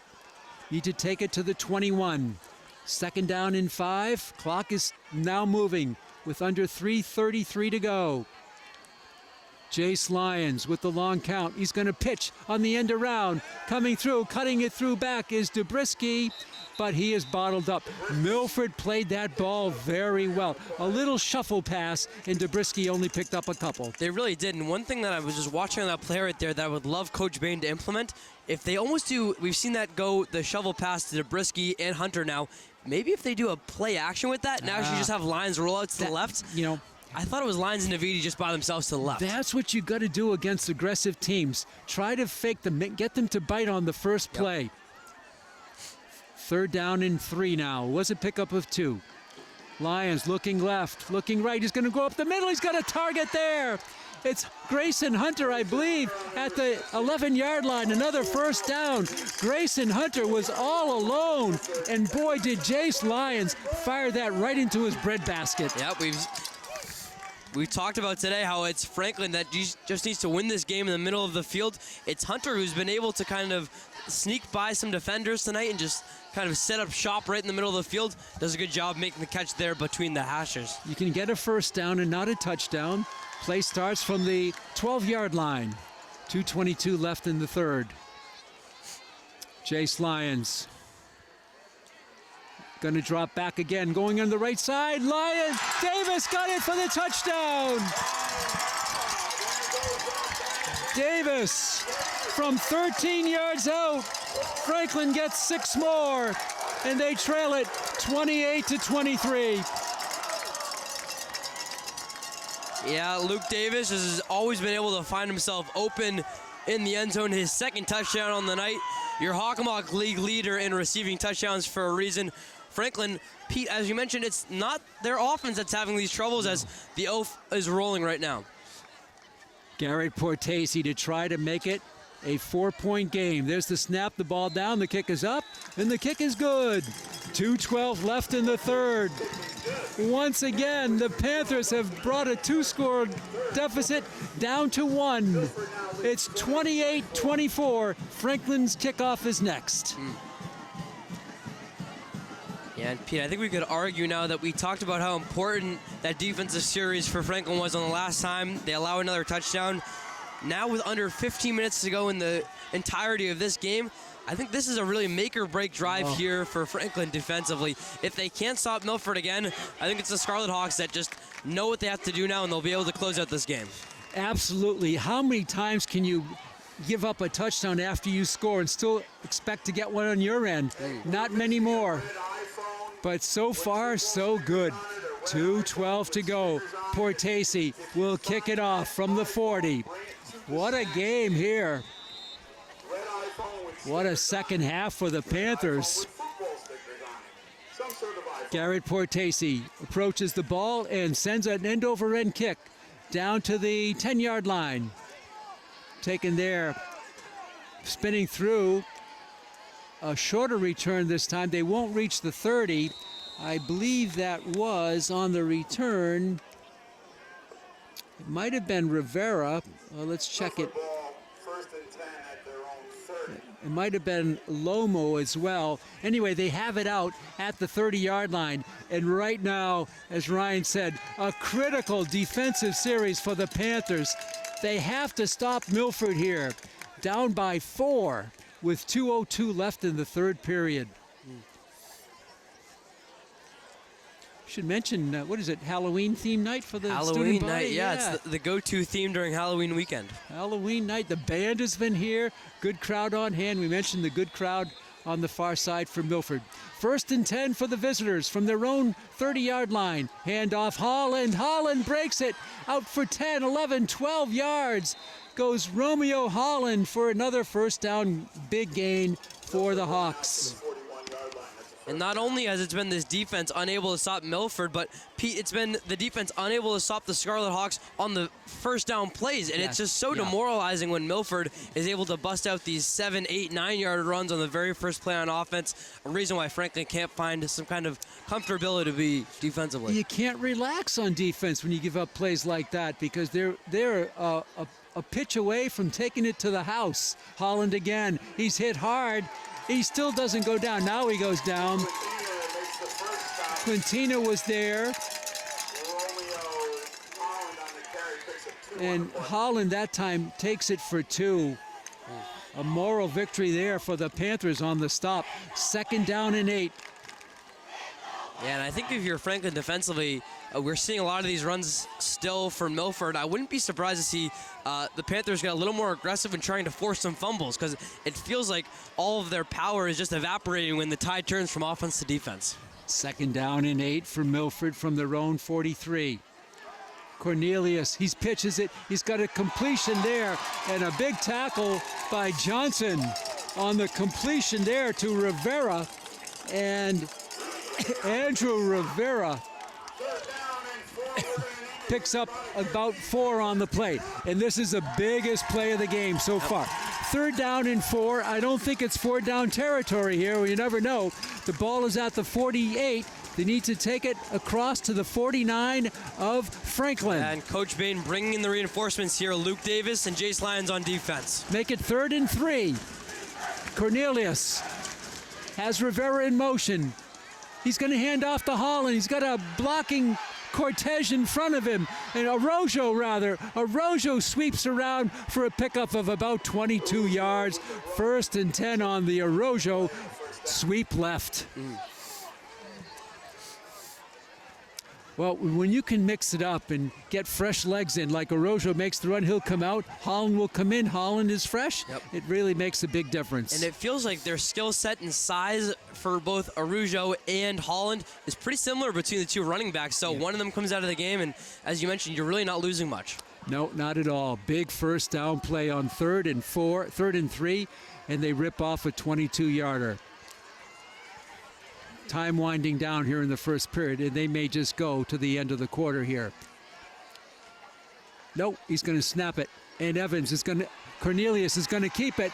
Cornelius into the secondary, and he's taken down after a big pickup of another 15, 20 yards for Cornelius to end the 3rd quarter. Wow. This is a juggernaut. At the end of 3, it's Milford 28 and Franklin 24. This power reminds me a little bit of that Springfield Central game last year. Just the way that they have big players who can really, score from any point on the field. Yeah. Yeah, I mean, that was a game in which I thought Springfield Central, to their credit, they were able to do that, but they were also able to throw the ball, play defense. I mean, Springfield Central is certainly a great team, and as probably a 2nd or 3rd seed in Division I, someone Franklin could match up with. But yeah, as you say, it is Milford just able to do whatever they want on the ground, and really they're forcing Franklin to make adjustments defensively that we just haven't seen the Panthers been able to do yet today. No, they've had their hands full with this strong running game, strong offensive line for Milford as well. Well, set the stage. We're in the 4th quarter now, 28-24. Can Franklin somehow force a turnover? We'll see what happens. The ball is going to be placed at the 11-yard line for Milford. They'll have it 1st and 10. They can get a first down and not a touchdown. We start the 4th and final period. Our producer tonight is Chris Flynn. Our camera operator up top with us is Brady Flynn. And Pete, we talked about how Franklin's had a couple red zone interception possibly. Can Milford possibly throw one here? Romeo Holland takes it inside the 10, close to the 7-yard line, maybe the 8. Pickup of 3. 2nd down and 7 for Milford. 2nd and 7. Milford has a lonesome end out and right on the right side. Slot to the left. One running back. Behind Evan Cornelius, the running back, gets the ball coming through. I think it might have been Arrojo, down inside the 5 to about the 3-yard line. It's going to be 3rd and 1 for Milford for the first down, 3 for the touchdown. 3rd down and 1 inside the 5. Quick huddle for Cornelius. The powerful, tall, strong quarterback for Milford. He's going to keep it. Takes it off left tackle, and he basically went in untouched for the touchdown. He did. There's so many things you have to anticipate for Milford at this point in the game and in this position in the goal line, but to think that Cornelius doesn't have at least a chance of taking it himself and rushing it in, I think Franklin could have been a little bit more prepared on that one. It is now, I think, the 5th straight drive for Milford that's resulted in a touchdown. Cornelius, his 2nd one on the ground tonight. Score comes with 10:46 to go in the 4th. Here's Arrojo to try to tack on one. The whistle stops play before the snap. Not sure what the whistle is for. Franklin will get a player off the field.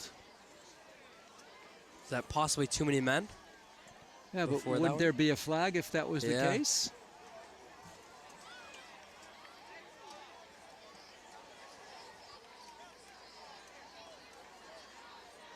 Unable to tell there from. Yeah, what- they did mark it back, so it's illegal substitution, I think, is the call. And so it's going to be down to the 1 yard line. Will they go for 2 here? The ball is at the 1. It looks like they're going to go for 2. That's interesting. Yeah, 10-point lead now. 10-point makes it game, yeah. possibly 12. 11 sounds a lot bigger. 12 sounds really big. So for the 2-point conversion, Cornelius is going to hand off to Arrojo. And Arrojo takes it in pretty easily off the left side for the 2. So that makes it a 12-point game now. Left to play in the fourth. Milford now leads 34-24. So that should be 36-24 on the 8-point score. So once again, Milford is doing it. After the Franklin score, they come back and not only get a touchdown, they get a 2-point conversion to go up by 12.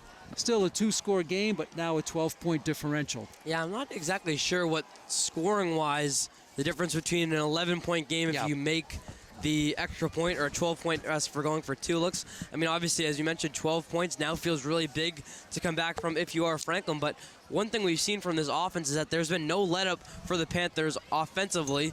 So now down 36-24. Can we expect more of the same for Franklin? Yep. And you wonder, will they be able to keep going into the well and produce? So they'll get the kickoff. Arrojo, he's been involved tonight in more ways than one, running, defense, kickoffs, point after, and he kicks the low bouncer, taken by one of the up men at the 20, 25, 30, 35, 36-yard line, and taken down there was that I think that was Davidi. Davidi, Yep. yeah. Mike Will take over first and 10. Davidi takes it across the 35. This is some of the best field position that Franklin has had, but they're down by 12 points, and we're into the fourth quarter. Franklin, look for them to fill the air with footballs. Game time temperature 46. Last we checked, 42 degrees here in Franklin. First and 10 for the Panthers from their own 37. Handoff, Davidi bounces off one and gets stood up. Half a yard gain, and that's it. Second and a long 9 coming up for Franklin.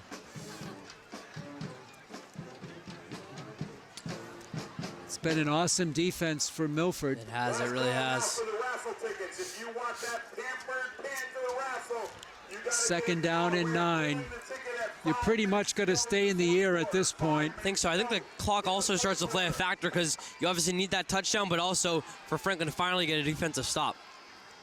Lions looks over to Coach Bain. They'll change the Penalty. play. Yeah.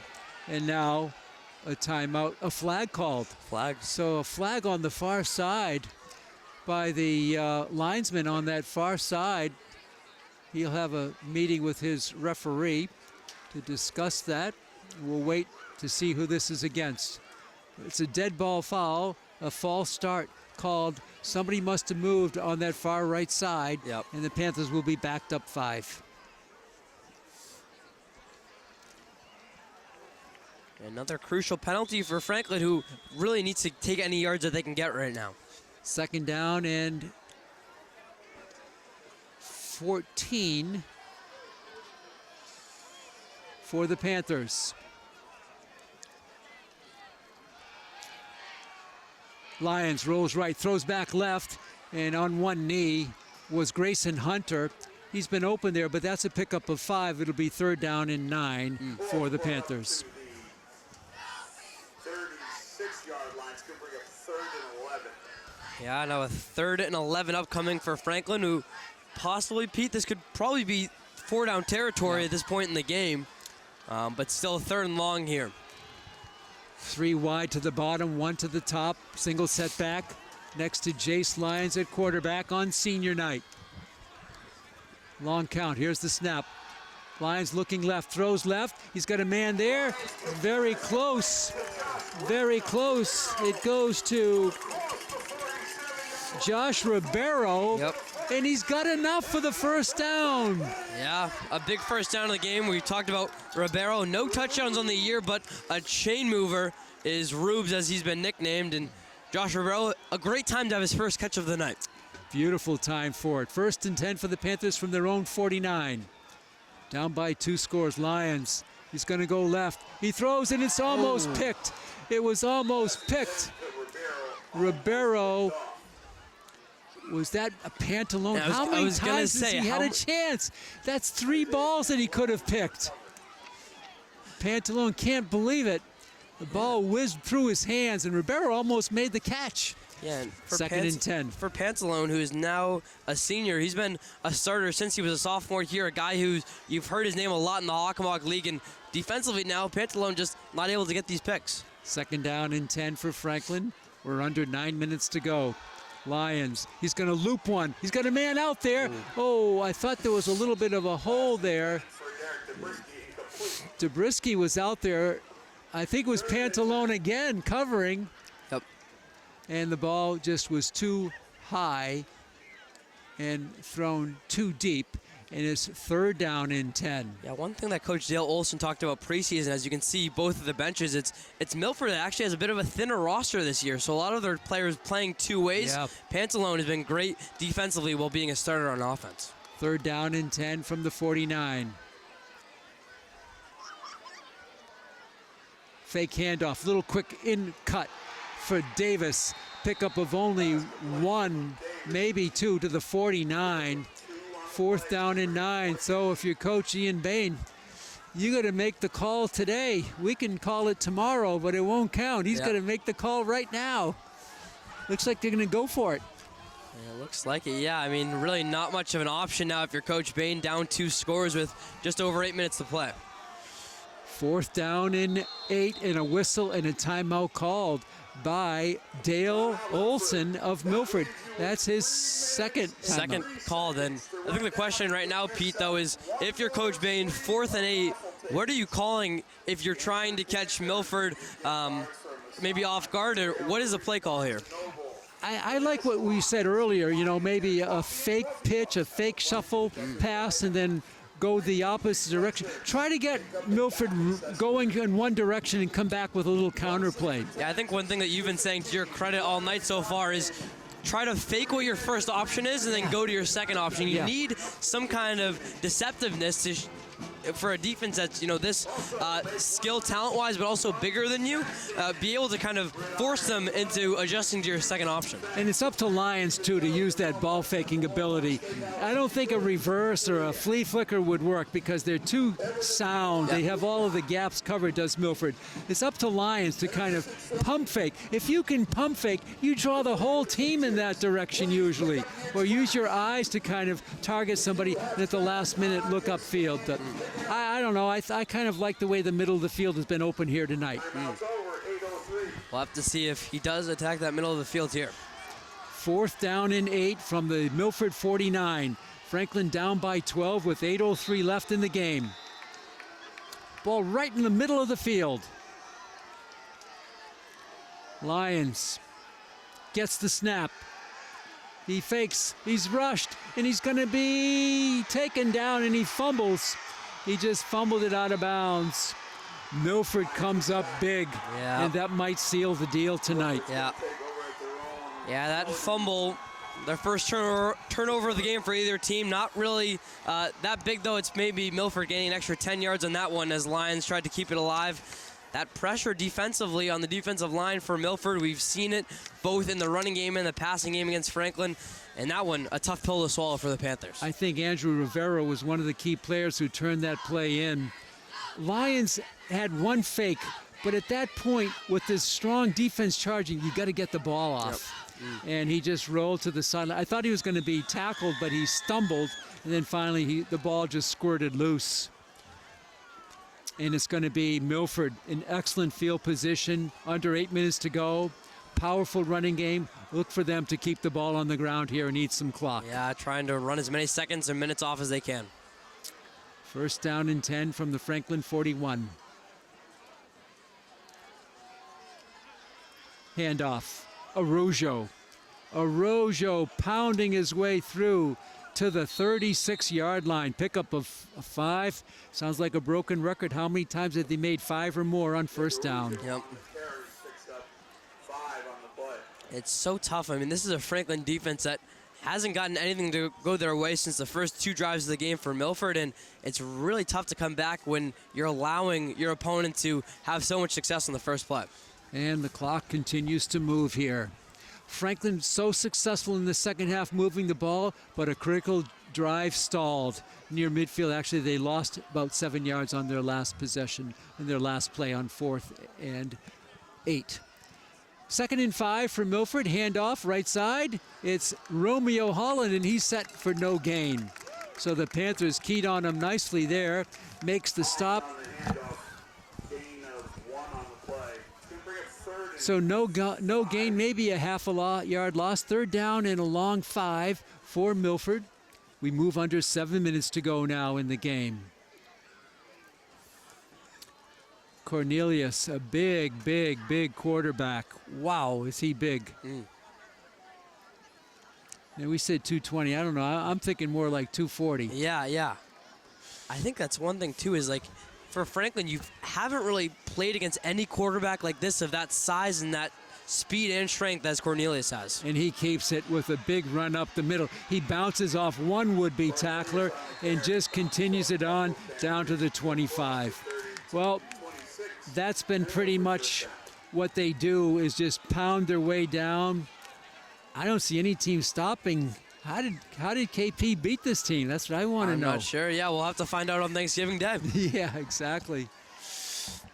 So we come up to 6 minutes to go. Milford in the driver's seat, up by 12, pounding the ball down the field. And they have it 1st and 10 from the Panther 27-yard line. Evan Cornelius with Romeo Holland behind him. Holland gets the handoff. Holland across the line of scrimmage, backing his way. Pickup of 7 or 8 on the play. They continue to do their thing. It's really a solid. I'm so impressed with Milford. Very solid. It's a refusal to go down, whether you're a ball carrier or Cornelius, or the rare time in which they get a pass off to a receiver. Yep. It just never letting the first tackler bring you down, and if so, it has to be after getting dragged for 3 or 4 yards. Pickup of 8 on the play. 2nd down and 8. We're coming up on 5 minutes to go in the game. Some of the fans here have headed for the exits. Cornelius in no hurry on 2nd down and 2.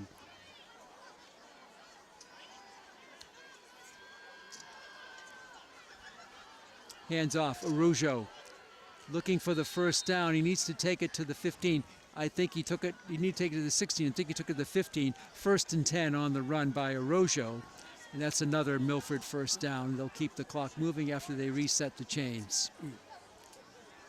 Ball's carried across the 18. It's a sound Milford team, no question about it. I don't see any weaknesses in the team. Nick Arujo gets the 1st down, and the clock will move. We're under 4:40 to go in the game. We'll talk about the playoff picture here in a moment, because that's still central. This is the last regularly scheduled game until Thanksgiving, and now we go into the playoff format. The run by Arujo, he takes it to the 15. Franklin with the #1 ranking. Yep.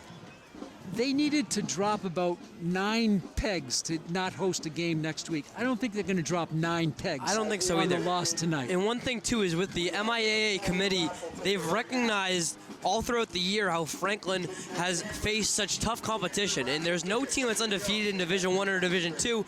But with the committee also having Milford as the #1 team in Division II, I'm not sure how far this really pegs Franklin down. Maybe at most to the 3rd or 4th slot, I would think.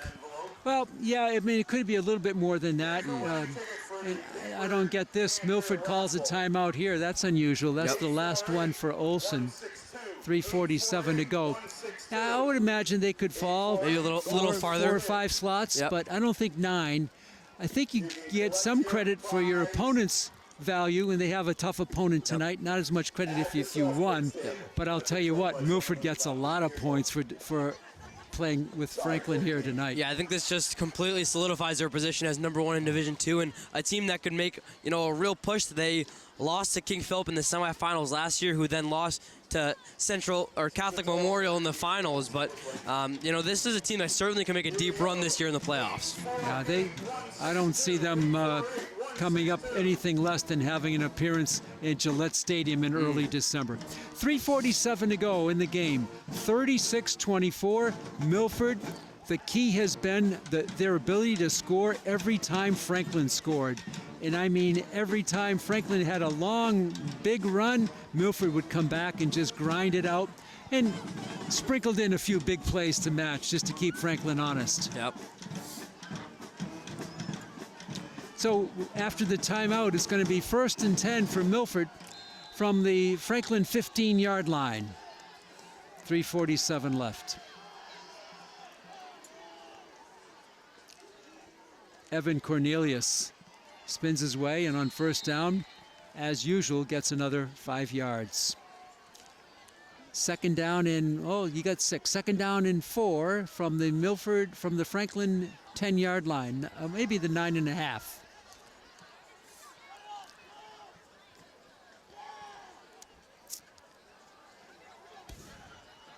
So the great play last week, Attleboro, Franklin, just tremendous in that game. Yep. But here it's been a different story here tonight. 2nd down in 4 for Milford from the Franklin 9. We'll check it, 3rd down. A little end around. They haven't showcased this before. Pantalone is going to take it down to the 1, and he's got a 1st down on the 3rd down run. I think, one thing that we just haven't been able to showcase yet is the skill of their wide receivers. Only throwing it so many times. I think Rivera has been the recipient of like 80 to 90% of the passes completed by Cornelius. So good play call there from Olsen to get Pantalone involved a little bit more. And Pantalone carries it down to the 1. Clock is moving, 2:45 to go. Pantalone is going to sprint out on the left flat. I don't think Cornelius is going to put the ball up, but you never know. Wouldn't be surprised to see another keeper here for Cornelius. Yep, he's done that pretty well. 1st and goal from the 1. Evan Cornelius. He's going to hand off to Romeo Holland, and he takes it in for the score. So Milford relentless here tonight. Relentless in all phases of the game. And they come up with another 6. 42 to 24, big 42 spot put up on the board against the Panthers here tonight. Yeah, we kind of knew it would be like this after the fumble on 4th down by Jace Lyons, but as Nippon Goyle would say in his words, that is the dagger right there, as it's now should be a 19-point lead here as Araujo more than likely able to make this extra point, and Milford is doing everything they can on offense. Ball down, the kick is up, and the kick is good. 2:24 left in the game. Milford 43, Franklin 24, and you got to give them credit. Milford just a powerhouse here tonight, and Franklin, I'm not saying they were totally overplayed, but they were dominated in many phases of the game, and the penalties in the first half dug such a hole for them, Ryan, that you just couldn't recover against a quality team like this. If you look at it overall, it's not an ungodly amount of penalties. 3 or 4 penalties and a half alone is not so crazy, but it was the moment in which they came and the moment in which they led to extreme consequences really for Franklin. And that was just too hard to come back from ultimately. Yep. And other than that, Milford had really a powerful running game. Holland with tremendous speed. Araujo, what a sidekick he's been in the backfield and also on special teams. And Nick Araujo will tee it up with 2:24 to go. He sends a deep kick, end over end, going to come down at the 5. 10, 15, 20. I think Frollo again out to the 33-yard line. And it's a nice return of about 28 yards, but the Panthers have, a big lead to overcome here with just 2:15 to go.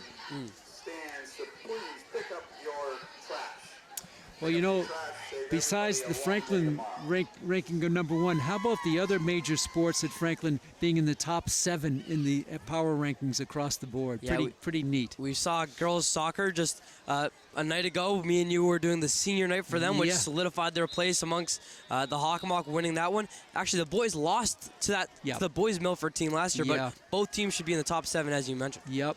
And field hockey right yep. up there, too. Volleyball as well. Volleyball got a great ranking. Pass is complete to Davis at the 41-yard line. We're coming up on 2 minutes to go. So a great fall season.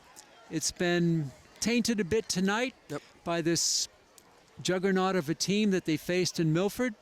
But Franklin will still most likely next week host a playoff game.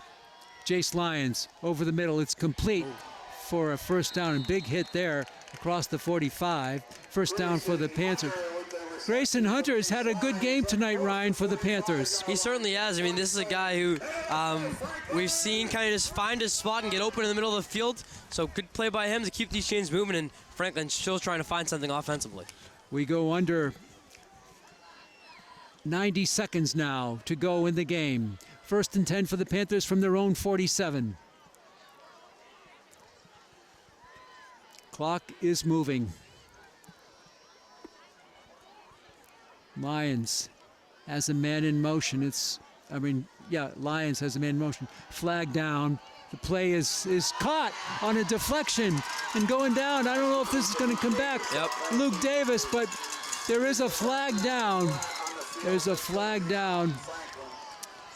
There's a flag down. 2 men in motion, I think, at the same time. I think so. But a wild catch there from Davis, and Pete, that was obviously a call against Franklin, which Milford could have overturned, and possibly with what it would have been his 4th chance at an interception today. Isaiah Pantalone Again. had the tip on it. Davis had the catch off of it. If Pantalone makes that catch, that's an interception, finally getting one, and it would have just been kneel downs for Milford. And it's going to be a 5-yard penalty. I think they might have had 2 players in motion at the same time. They're going to march it off 5. And there it is. 5 yards back, so it'll be first and 15. And it's going to be 1:06 to go. Franklin from their own 42. And we'll wind the clock. 1 minute left. Lions will dump the screen pass to the line of scrimmage. Davini picked up the penalty yardage, but that's about it. Second down and 10 for Franklin.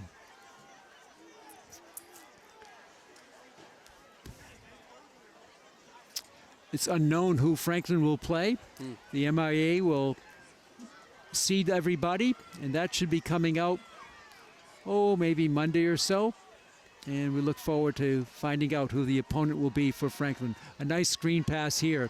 Is it Grayson Hunter again? It is. Inside the 40 to the 36-yard line. And with Franklin calling a timeout here, we can kind of also touch on the Hockomock League standings. This should do wonders for Milford, as it should. Yeah. There's a 3-way tie between King Philip, Milford, and Franklin. I think that this will bump Franklin down to at least the 3 spot now, and Milford and KP fighting for that 1 spot. But now, with their first league loss on the year for Franklin, should bump them down a little bit.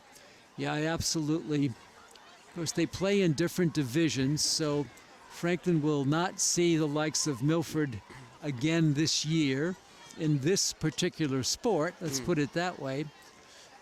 But I don't see anybody stopping Milford on the way to Gillette. We will see.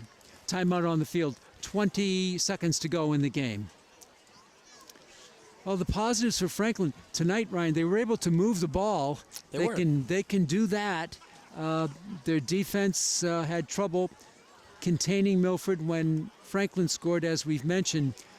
And also the passing has been sharp. Jace Lyons has put on a show on some of his receptions. Davidi was held in check, I thought, for the most part tonight. And that's been a factor as well, as Franklin has pretty much had to go to the air.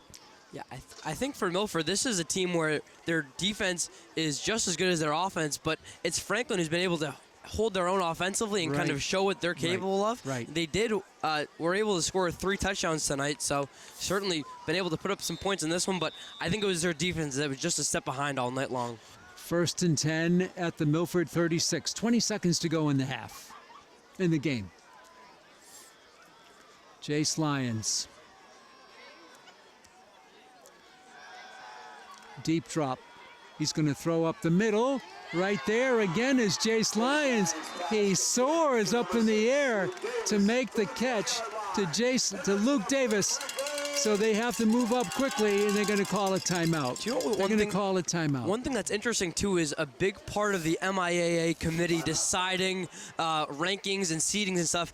It's also point differential and how much the scoring goes. So I don't know if this is part of what's in Coach Baden's mind right now as he tries to hold every second precious. And obviously this is a game that Franklin will not win. But if you are able to get a last-second touchdown and instead of it being a 19-point game, it all of a sudden becomes a 12-point game, could that be a part of the seedings as well? It could be. It could be. 11 ticks to go.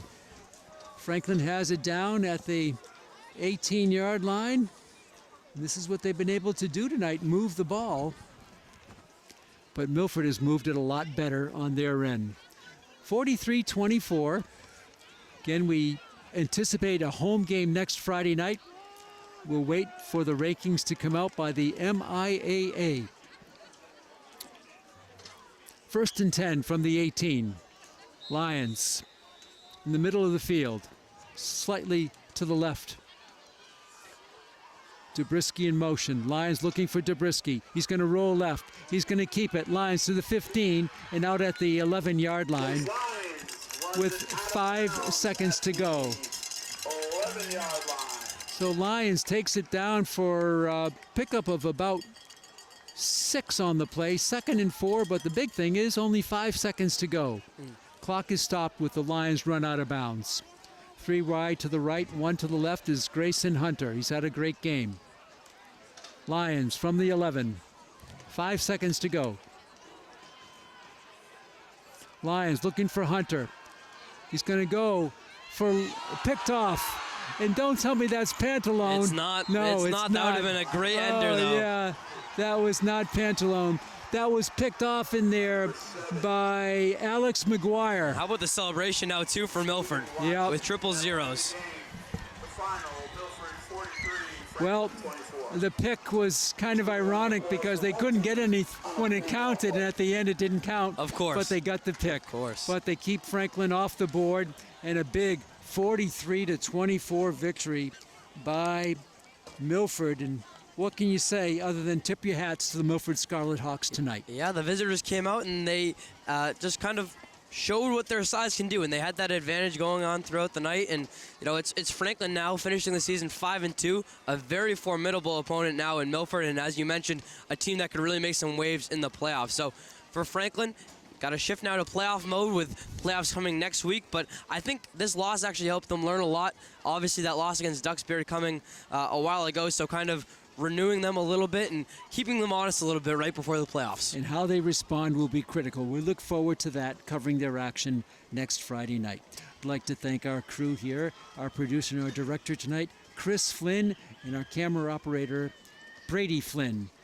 The Flynns, among the first to arrive and among the last to leave here at Piscini Stadium. For my broadcast partner, Ryan Martin, this is Pete Royce. The final score for the final time tonight, Milford goes to 7-1, 43. Franklin drops to 5-2, 24. Till next time, so long, neighbors.